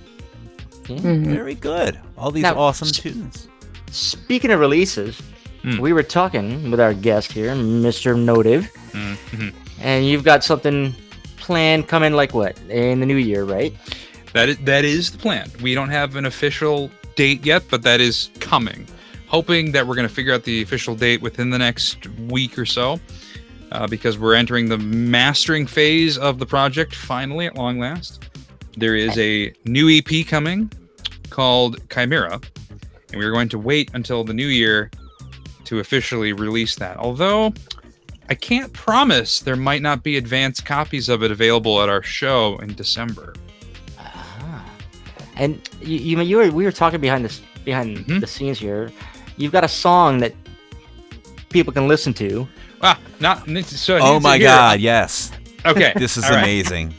All right. So it's not the song. It is a 60-second preview of all 5 songs on the EP. Ooh. All right. So I have a hotline that anybody in the continental United States can call and listen to a 60-second preview of the album. Now, I will preface this by saying it is extremely lo-fi. A lot of cell phones filter out a lot of the music as noise, but you can still kind of get the general idea. I have not announced this anywhere publicly yet, so this is the first anyone will hear of this. It's certainly not the last, but if you're caller number 1, that phone number This is great. is 612-234-2842. Once again, caller number 1, phone number 612-234-2842 for the 60-second album preview. Operators are standing by. No, not operators, just my poor little telephone and my Radio Shack radio tape my- deck That's is so- standing so by. my Radio Shack answering machine that is in my basement, ready to answer the one person that can get through. That's amazing. There'll be a busy signal if you don't get through. You need to get Kaarin's voice as an answering machine. I mean, she's up for that. When there's other stuff to announce. I'll do it. Although, as you guys seem to think I have a pretty decent radio voice, so I could You always need to do yeah. bumpers for us too. That's on your list. Yeah, bumpers. Night Ride FM. Oh, someone's calling it. I can hear it behind me. Night Ride FM. Can you put the microphone up to the? Does it have Which like one- a speaker to Is it? that Oh. Superstar 846 Yeah, calling in? Oh I no, do. it's Twixter. Oh no, Oh, no. you're gonna get Oh, no, hammered no. now. Yeah, no, the mic. It's on the other side of the room, so there's really no way I could bring the microphone over that's to all it. It's But alright. God, no, That that's is hilarious. amazing. I love it. That's like they might be giants. Cal Jagger's like, hey, what is it, $1 a minute? Well, no, it's just a landline. That's a so I mean, different number. if you're continental United States, it shouldn't be an issue to get through. But, yeah. So love it. I thought that'd be. So I'm gonna try and get a video up of that machine just playing the preview. Dial a song. Dial a song like by Friday, so people know that it's coming, and then or at least. I'm kind of hoping. I've been holding off, like doing the official announcement on social media about the dial-in album thing, until we had an official release date. But it might be good enough just to say it's coming in January, because I'm pretty sure that's how it's going to be. In that kind of weird gap in between New Year's and Valentine's Day. So Yeah, it's definitely something you're gonna probably want to put out. I would say maybe mid-January, because okay, I could say without a shadow of a doubt, do not drop your album on New Year's Day, because Nobody's listening. it is not a good. There it is ringing again. I can hear Yeah. it ringing again. I love it. well, love I should that. I should send you guys a picture of the phone that it's attached to. So the Absolutely. phone is actually a piano. It's a little piano phone. Oh, I And remember those. the keys are actually the numbers. So when you dial out, you actually play the keys. I might have to turn off the ringer on that if people are going to keep No, dialing yeah, out. well, yeah. no. We Do just- not do that. Keep it, Yeah. because that just. I mean, that makes it more You awesome. need to just leave your phone. You need to just keep recording it ringing all night long. It's like those fortunately, telethons. fortunately, my recording studio and the phone are in the basement of my house. Ah, okay, and okay. I do not live in the basement, so we should be okay. Every now and then, I would hear it ring randomly before I put out before I put out the number, and it's like, some spam has they figured out the number without me publishing it anywhere. Although no, it's Google Voice number, so I can shut it off anytime without killing the landline. So that is what it is. So yes, that is the Dial-In EP. Lucky caller number 1. It's ringing again. I love it. I love that idea. It's so reminiscent of when They Might Be Giants did that for like many years. It was always dial a song, and every time you would call, it would be like a different it would connect to a different song, and it would play a whole song. And they actually made songs a minute long just so they can fit it on the little tape recorder. And yeah, it was the coolest thing. And exactly, you would call, and if you didn't get through, you didn't get through. Like, it was like a legit phone line, and it was they ran that for many years. I mean, and like I said, this is like, it's super lo-fi, super low tech. Like, it's not, you're not going to get like a real, you're not going to get the real fidelity that this is, I feel silly having to like preface it this way, but like, I suspect there might be some people in the chat that don't remember old school, like answering machines that had physical cassettes in them. Right. I have to make sure I'm and also modern telephones, on cell phones anyway, it filters out a lot of that stuff as noise. So the best experience is actually on a landline, which I've tried it both ways. And it's, it's tolerable on a cell phone, but the landline gives you the best experience. So that's incredible. Just got to put that out there. I feel a little guilty that I couldn't make it any better. I've kind of come up with some hacks to get around a lot of the cell phone filtration, but it's still not perfect. But yeah, make a song that sounds like a human, I guess. I don't know. I know. If perfect's what you're going for, then this is not the Dial-In EP is not for you. You can just buy the thing when it comes out. Exactly. I love it. All right. Lossless high definition fidelity. That is perfect. I mean, well, artists release on just about everything nowadays, and why not? I'm still waiting for 8-track. Yeah, 8-track is that's the, I guess, the last one.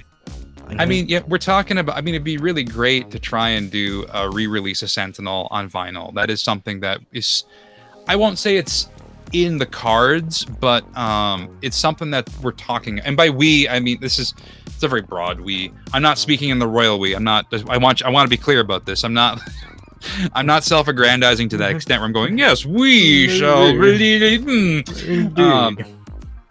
but we're talking about, we being me and my sort of de facto manager that I've been working with, about maybe trying to get the wheels in motion for that before the year is out, so that way by the end of next year there could be a re-release. I love that's making you giggle that you can hear it. That Every you just time hear it I ring, hear and that you're ring, ring. just smile. I love it. That is perfect. I can't claim full credit for that idea. Someone else told me about another band that did that, and I'm like, yo, I got to get on that. That's so brand appropriate. Oh my god, we should actually do that on the State of Synth. That would be amazing. I don't know. We would put like Vasto on the other line. It would be like Dial a Vasto. Hey, this is Vasto. And he would come up with some like minute-long adventure. It would be perfect. I love it. I mean, actually, it'd be really cool. This is a total tangent. So like, what'd be really cool is like if someone did like a Dial an RPG or something like that, or like Dial a Story, where every week there's a new 1-minute segment you listen to. And like, like maybe like this is sort of like the proto version of a podcast, right? Where it's like you got to dial in to listen to like what's this week's chapter, and then, Matt, I don't know if you heard last week's episode. Dennis put a lot of work into this. Yeah. Last week, Dennis had a like one of those like text-based choose your own adventures, but on the radio. Perfect. So he was like, he had to state, you see this, and we were waiting for people in the chat to say, turn left, turn right, and he'd have to play the appropriate little stem. Yeah. Oh, man. It was actually timed out, and the way that it was done, it really wasn't implemented that well because of the 20-second delay. But it was still a fun exercise, and we cleaned it up for the Spotify podcast. Just get rid of the delays. Yeah, like I mean, because it was pretty delayed, but it was hilarious because it was real. Like, I actually had different scenarios based on whatever you chose. Like, if you swung across the pit of spikes, all the little Debbies fell out of your backpack. And then you couldn't use the little Debbies later on to throw them at the Russian people. But if you opened the door instead, you would have the little Debbies, and you would be able to throw the little Debbies at the Russians to get away. But if you swung across the pit of spikes, you actually found the shield that you would pick up, and you would use the shield to block a bullet from the Russians that were trying to shoot you. Like, it was like really, like, very well planned out. It wasn't like, none of it was like pre-programmed, and the people were just like, left, and I'm like, all right, I'm gonna play the left one. And then, you know, we put together a little story, and we have fun here, you know. Do you? I hadn't noticed. This is 100% serious. But I've got nothing better to do. I didn't with realize my you guys time. put me on some kind of joke show. This is preposterous. I gotta ask, by the way, Kaarin, have you called that number yet? No, I don't know if I would be able to get through. Trickster did get through. A couple people got through, it looks like. I mean, someone obviously did because it rang. So did Starcadian Fan. Yeah. I'll post it in the chats again, just to drive you nuts. Yes, no, go for it. No, 612 is the Minneapolis area code. You know, that's representing the old 612. The old ours is 416. The old 416. That's nothing. You got 416 got nothing at 612. Does anybody have 420 as an area code? I feel. Oh, you know what? I'm gonna look that up. I'm now. looking it up too, right? Oh God, you're gonna beat me to it. New Amsterdam. Oh, just right there. Wait, hold on. If you didn't know, there's no area code 420 in the U.S. No, there isn't. That's me. Apparently, the Czech Republic, the country code is 420.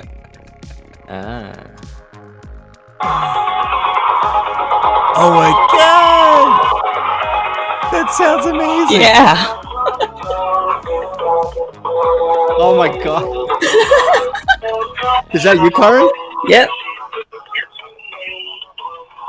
Can you hear it, like, at all? Yeah. Oh, Yeah. yeah, absolutely. There you go.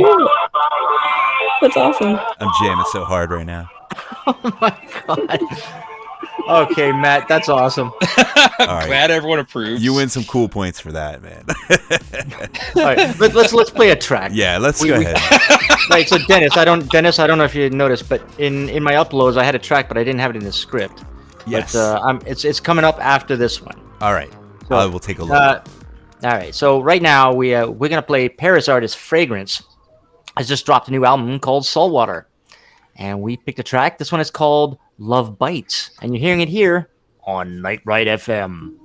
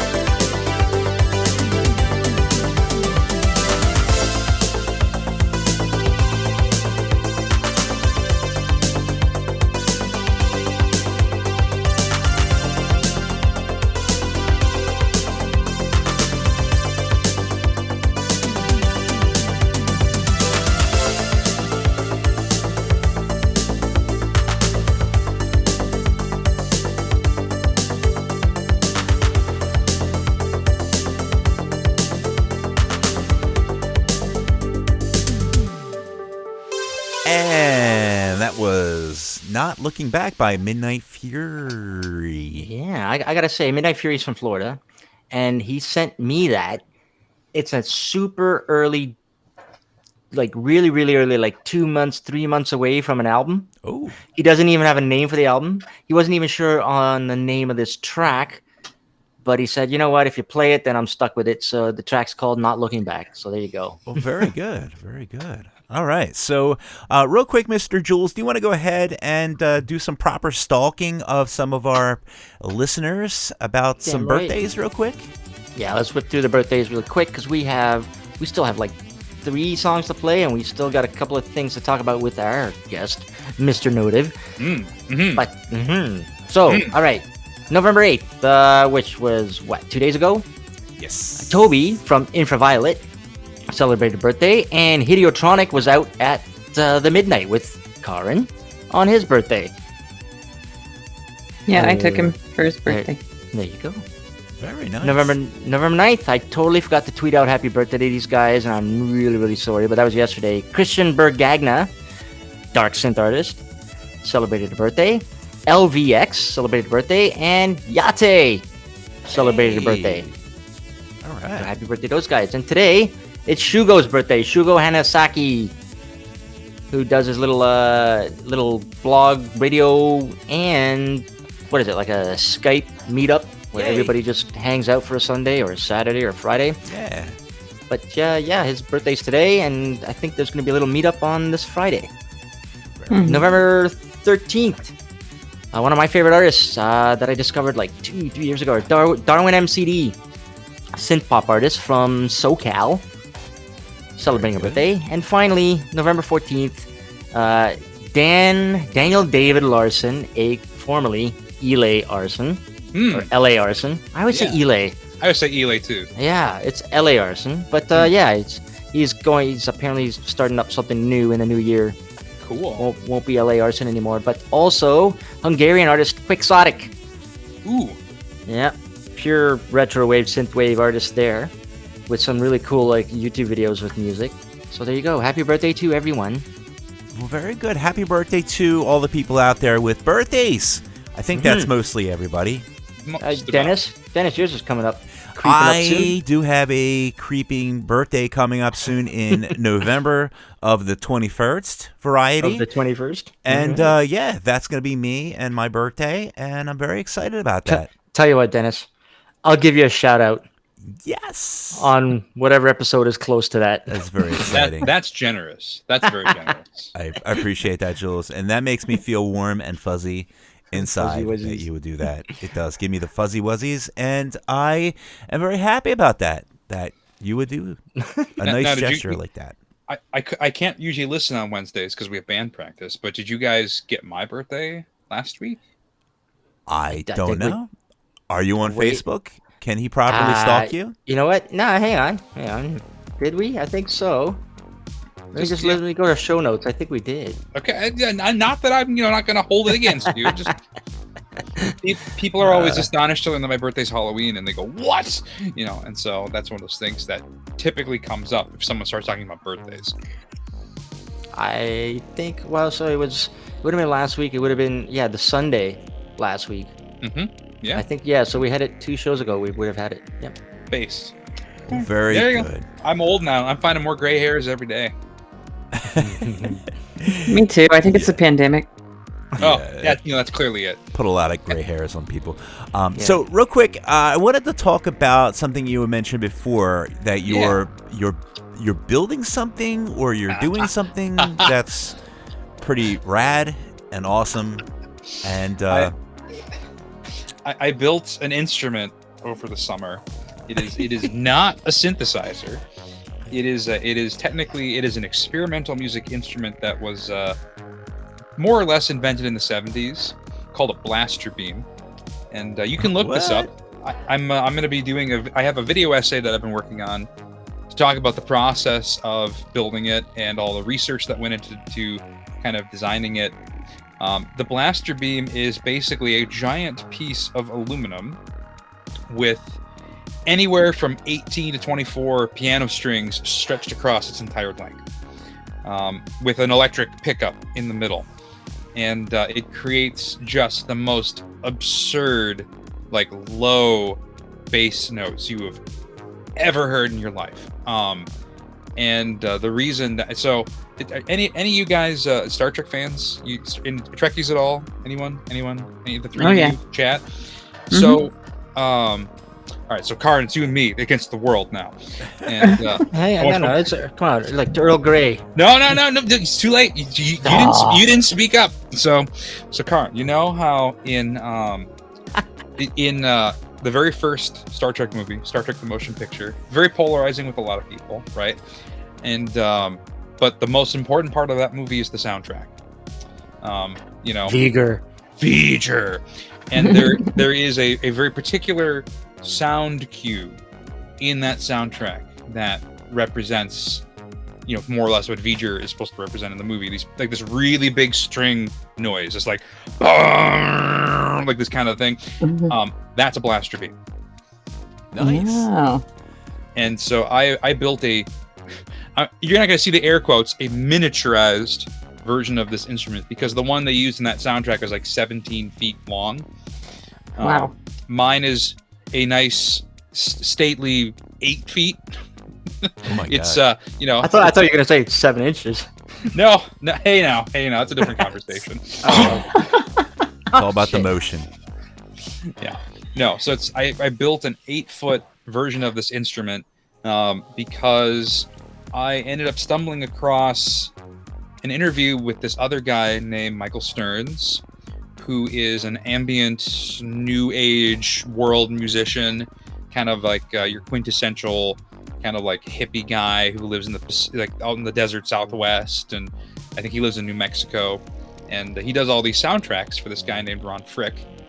Ron Frick's he did a film called, the most recent one would have been Samsara, or what's how you say the other one, like Koyana. Basically, like does these beautiful IMAX films that are just sort of compilations of beautiful footage strung together. Like human world and natural world. And so yeah, stuff like you're familiar then. You know kind of like what I'm talking about. Michael Stearns does all the soundtracks for his movies, and one of the very first ones he did was this one in the '80s called Kronos. It was Ron Frick's first movie, and Michael Stearns made use of this instrument, the blaster beam. He called it the beam in the soundtrack, and there's this video on YouTube of him kind of explaining how it works and how he used it in the album, and then it kind of like fades into a clip from the soundtrack, and there's all these synthesizers, and then the blaster beam is like in with it, like as like just part of the score. And I'm like, oh, I'm sold. I always thought of this as like some weird obscure orchestral instrument. I never thought that someone could like make it gel with synthesizers. And so I like became totally obsessed. You know, this was like the end of last year, like right around December or January. I became totally obsessed with this, and I ended up like buying a copy of this Kronos soundtrack. I tracked a copy on vinyl down, and like there's a part where the beam comes in, and I blast it, and I ended up finding the email address of this Michael Stearns guy. He has a website, and because he'd done this video, kind of sort of explaining it, I sent him an email. I was kind of drunk. It was New Year's Eve. And I sent him an email, and I said, I want to learn more about this because I want to build one. And he wrote me back right away, like first thing next morning. He was just astonishing. And he's like, yep, here's how you do it. And, you know, this is all the pieces I used. And if I had to do it again, I would change X, Y, Z. And, you know, good luck. And so that became my like spring, summer project, was, you know, buying this big piece of aluminum and all these piano strings. And it's just a fascinating thing to play with. It's in my studio right now. It's like next to all my synthesizers on the back wall, and it's so tactile. In fact, I just did a sketch I put on my SoundCloud yesterday that utilizes the beam along with my buddy. He's on my my JP08, my boutique JP08, kind of doing some like synthy stuff, and it's just so lush. So, and actually the blaster beam makes an appearance on the new EP too. I decided to throw it into one of the tracks. Nice. There you go. Blaster beam. Never built an instrument before, but now I have. Some epic sound, like soundtrack sounds. Basically, I mean, if you go listen to the thing I posted on my SoundCloud, It's 8.5 minutes long. It's an ambient piece, obviously, just improv. You get a sense of the scale of the noises it makes, and if you're a Star Trek person, you will recognize kind of the timbre of it. Obviously, mine's a little smaller, so it resonates a little differently. But Is it Star? What is it? Which one is it? Star Song is Alright. yeah. You could Just, listen to that if you want to. Let me post a link for everybody here. Yeah, there you go. Oh, look at you! You're so kind, posting all these links. There's also a very strange rumor about this instrument that I cover in my video essay that I will eventually upload once it's finished. Vice did an article about this instrument a while back because there was a rumor that at one point there was a live performance of the Star Trek soundtrack in the 90s, and the bass reverberations from the instrument caused several women in the front row to have a spontaneous experience. Wow. So Vice actually did it, love him or hate him, did a piece investigating this claim. Oh my god. Whether or not that's true. I'm not gonna link to that, but if anyone's curious, that is a thing that is out there. Well, my deep voice gets the same reaction. I actually want to go check that out right now. What, my deep voice? No, not your deep voice. I want to check out that. I tell you what, while we're googling that, let's play a track real quick. Let's segue into a track. 'Cause damn it, we are running late. All right, Dennis, because you got me. I will talk to your ears off. I love it. Dennis, you gonna line this one up, or shall I? Why don't you go ahead and set this one up, Jules? Or Kaarin can do it. Or you can do it. All right, fine. Someone make up their minds already. All right, German artist DWCS has a new track coming out called "Waiting for 1987," and here it is, right here on Night Ride FM.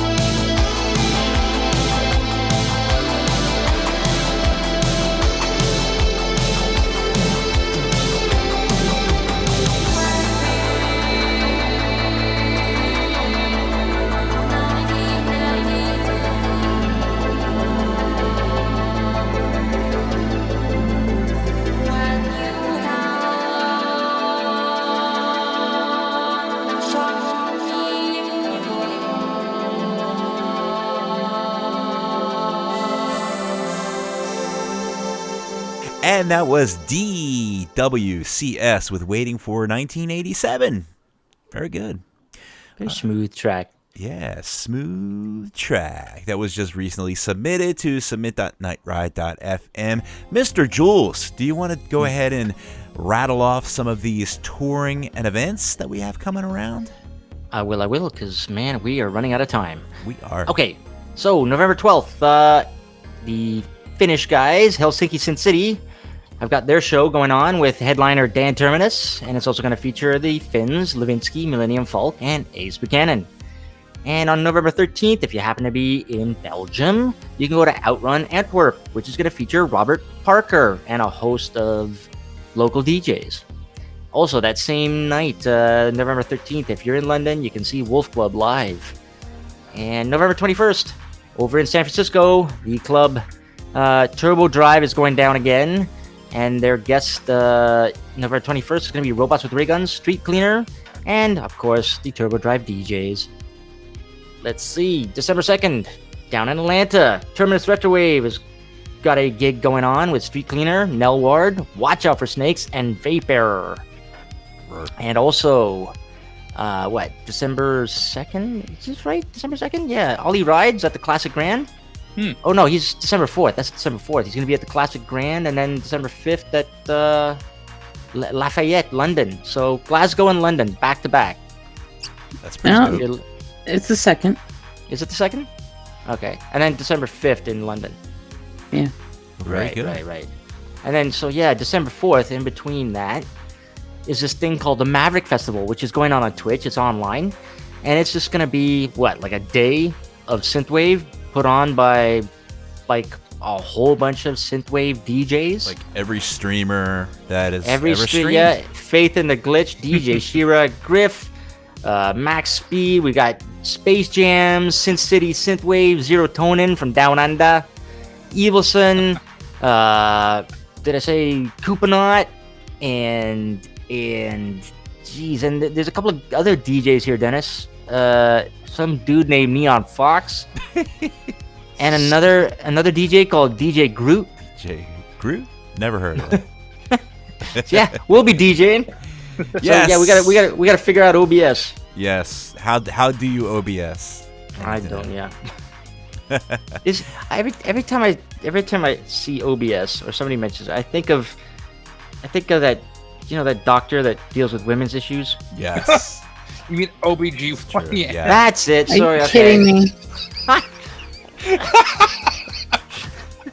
you serious? Oh my god. And- What do you think when you see OBS? Hey, Halo Reach, partner. Oh, Speaking of women parts, why don't we go ahead and segue What? into this next I'm never track coming back. by Dennis Oceanside and his 85, who wrote a song about sexy people and being sexy and doing sexy things, I guess. Wow. Right? That segue of the year, people.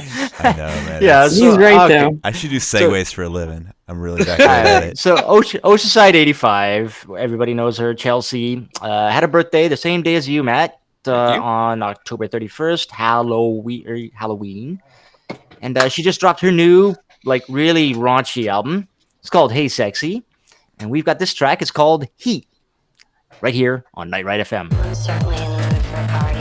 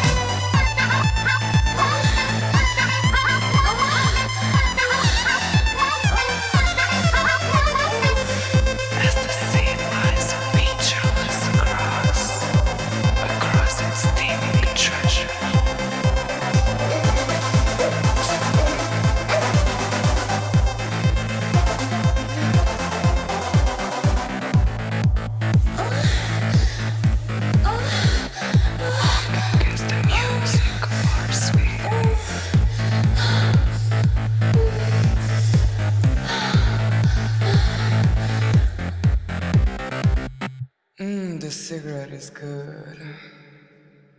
But you could have been better. And that was Heat by Oceanside 85. And we were absolutely not talking about anything inappropriate. Well, hey, wait. Remember, if you're a Patreon, you get like the back. Dennis is like, nope. Wait, what? There's a record of all that behind There's the the scenes? unfiltered stuff. We did that for a few artists, Oh, and of course God. we got permission when we did it. Yeah, of course. We released the backstage, which is mostly Raw, just us uncensored, talking about dumb too shit. hot for TV.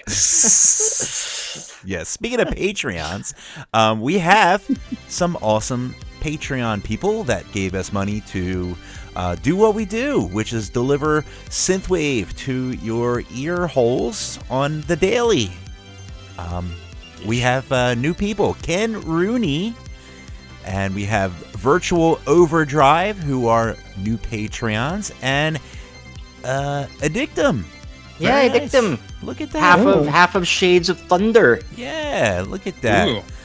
So we thank you very much for your patronage. Is that a word? Yes. Patronage. Yes, that's a word too, I think. That's the word you're looking for is patronage. Oh, They are patrons. They're not two words? No. No. Well, we appreciate you guys doing that and giving us money. And patreon.com/Night Ride FM. You can do that and support the station. We do 24/7, 320. Doesn't go any higher than 320 kilobits. Well, I guess. I mean, it could theoretically, It could, maybe, you could, but that's. So now you're giving Z a challenge.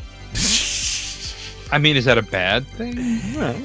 Yes, make Hey, us well, you know higher what? quality. Let me tell you, when you go over your data limit on your mobile phone, and then you get throttled down and you try to listen to Night Ride's website, it don't work so good. I had to tune into YouTube.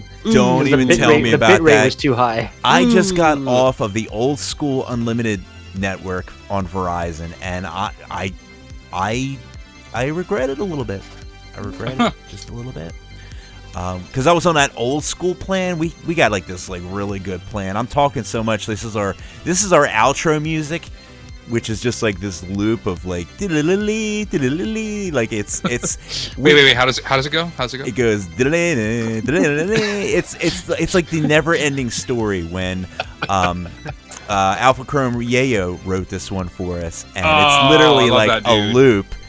I mean, it's a really fun, like you're flying through on Falcor, you're flying through the clouds, but it is very like loopy. But it's meant to be like at the end of the show when we just do our thing, and like, and it gets kind of annoying when we do this like long dialogue. Which at this point I'm the only one talking, so I better shut up and talk about the end of our show, and that being it. This is the end. Words. Wow. Help. Well, we have to say thank you to our co-host Kaarin. Yes. Who joined us anytime. just in case I dropped the ball. Yeah, she was our safety Kaarin's net. always here. Thank And you know so what, much. folks? She's got work to do because she's got her show tomorrow with her guest. To the stars we return. Exactly. Very excited. Tune into And the Kaarin show. And Mr. d.notive. Thank you guys for having me, though. Seriously, real talk. I mean, this is you guys are great. I really, really appreciate the chance to come out here and ramble for 2.5 hours. So We're giving Von Kaiser a run for the money. What was the record with Von Kaiser? 2.5 hours? For Yeah, a but record? Arcade High took the record with like three some odd, 3 That points is some odd true. hours. Yeah. oh man, well, I mean, what's the rush? You guys got I got time. I'm posting your Bandcamp link in the chat. I appreciate that. And of course, I'll post a Twitter link too, because all your socials. Oh yeah, no Twitter. I'm on Twitter the most. Facebook kind of Amen. sucks, unfortunately. Amen. Facebook does suck. A fellow tweeter. Yeah, I mean, like Facebook's okay, but it's like if I want people to see anything on Facebook, I gotta pay them money now for the people to just to see. You know what? The only thing Facebook's good for now is Stalking events. birthdays? Yeah, yep. Stalking, yeah, birthdays and events. That's it. I've been tempted to get on TikTok, Yes. only because, and I know everyone's cringing like, oh, TikTok, but only because I feel like TikTok is the only Oh God, I can just host my own show. Don't tempt me. No, TikTok is, I feel like, the only social media platform currently that has not been ruined by artificial algorithms. You know what I mean? Like content can still find its way to you organically on TikTok. But then everything you post has got that TikTok watermark on it. You know, I can live with that. Damn I could live with that. That's such an old man thing. I got a watermark. It's got a watermark on it. I can't look at the content. If you add that, what is it, text to speech, then you get that goddamn annoying female voice that's.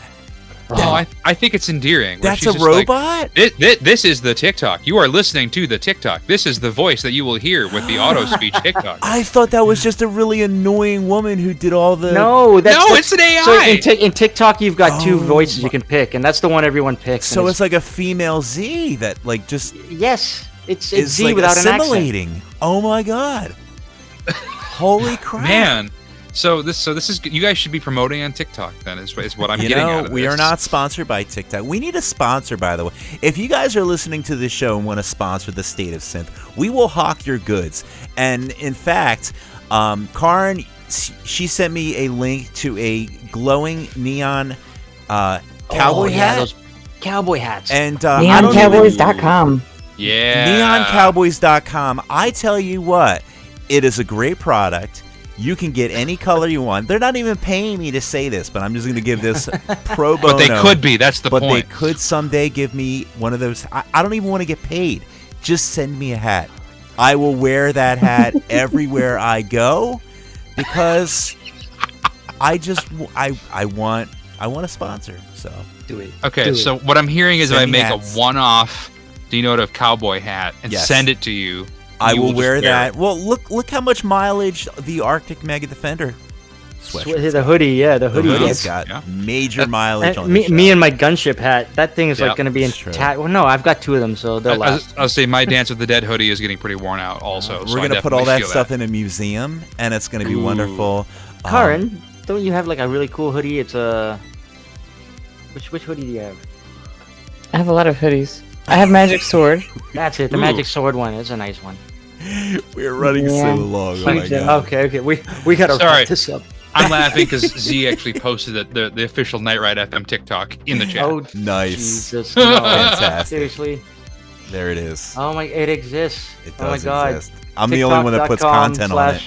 Night Ride FM. And the content I put on it is horrible. It's horrible. Well, for now, but you could step up your game. I could. I want to do Vosto bits on TikTok. I think that'd be funny to animate him. But you got to act them out. Yeah, we could act it out with like puppets or something. It'll be fun. We'll make it happen.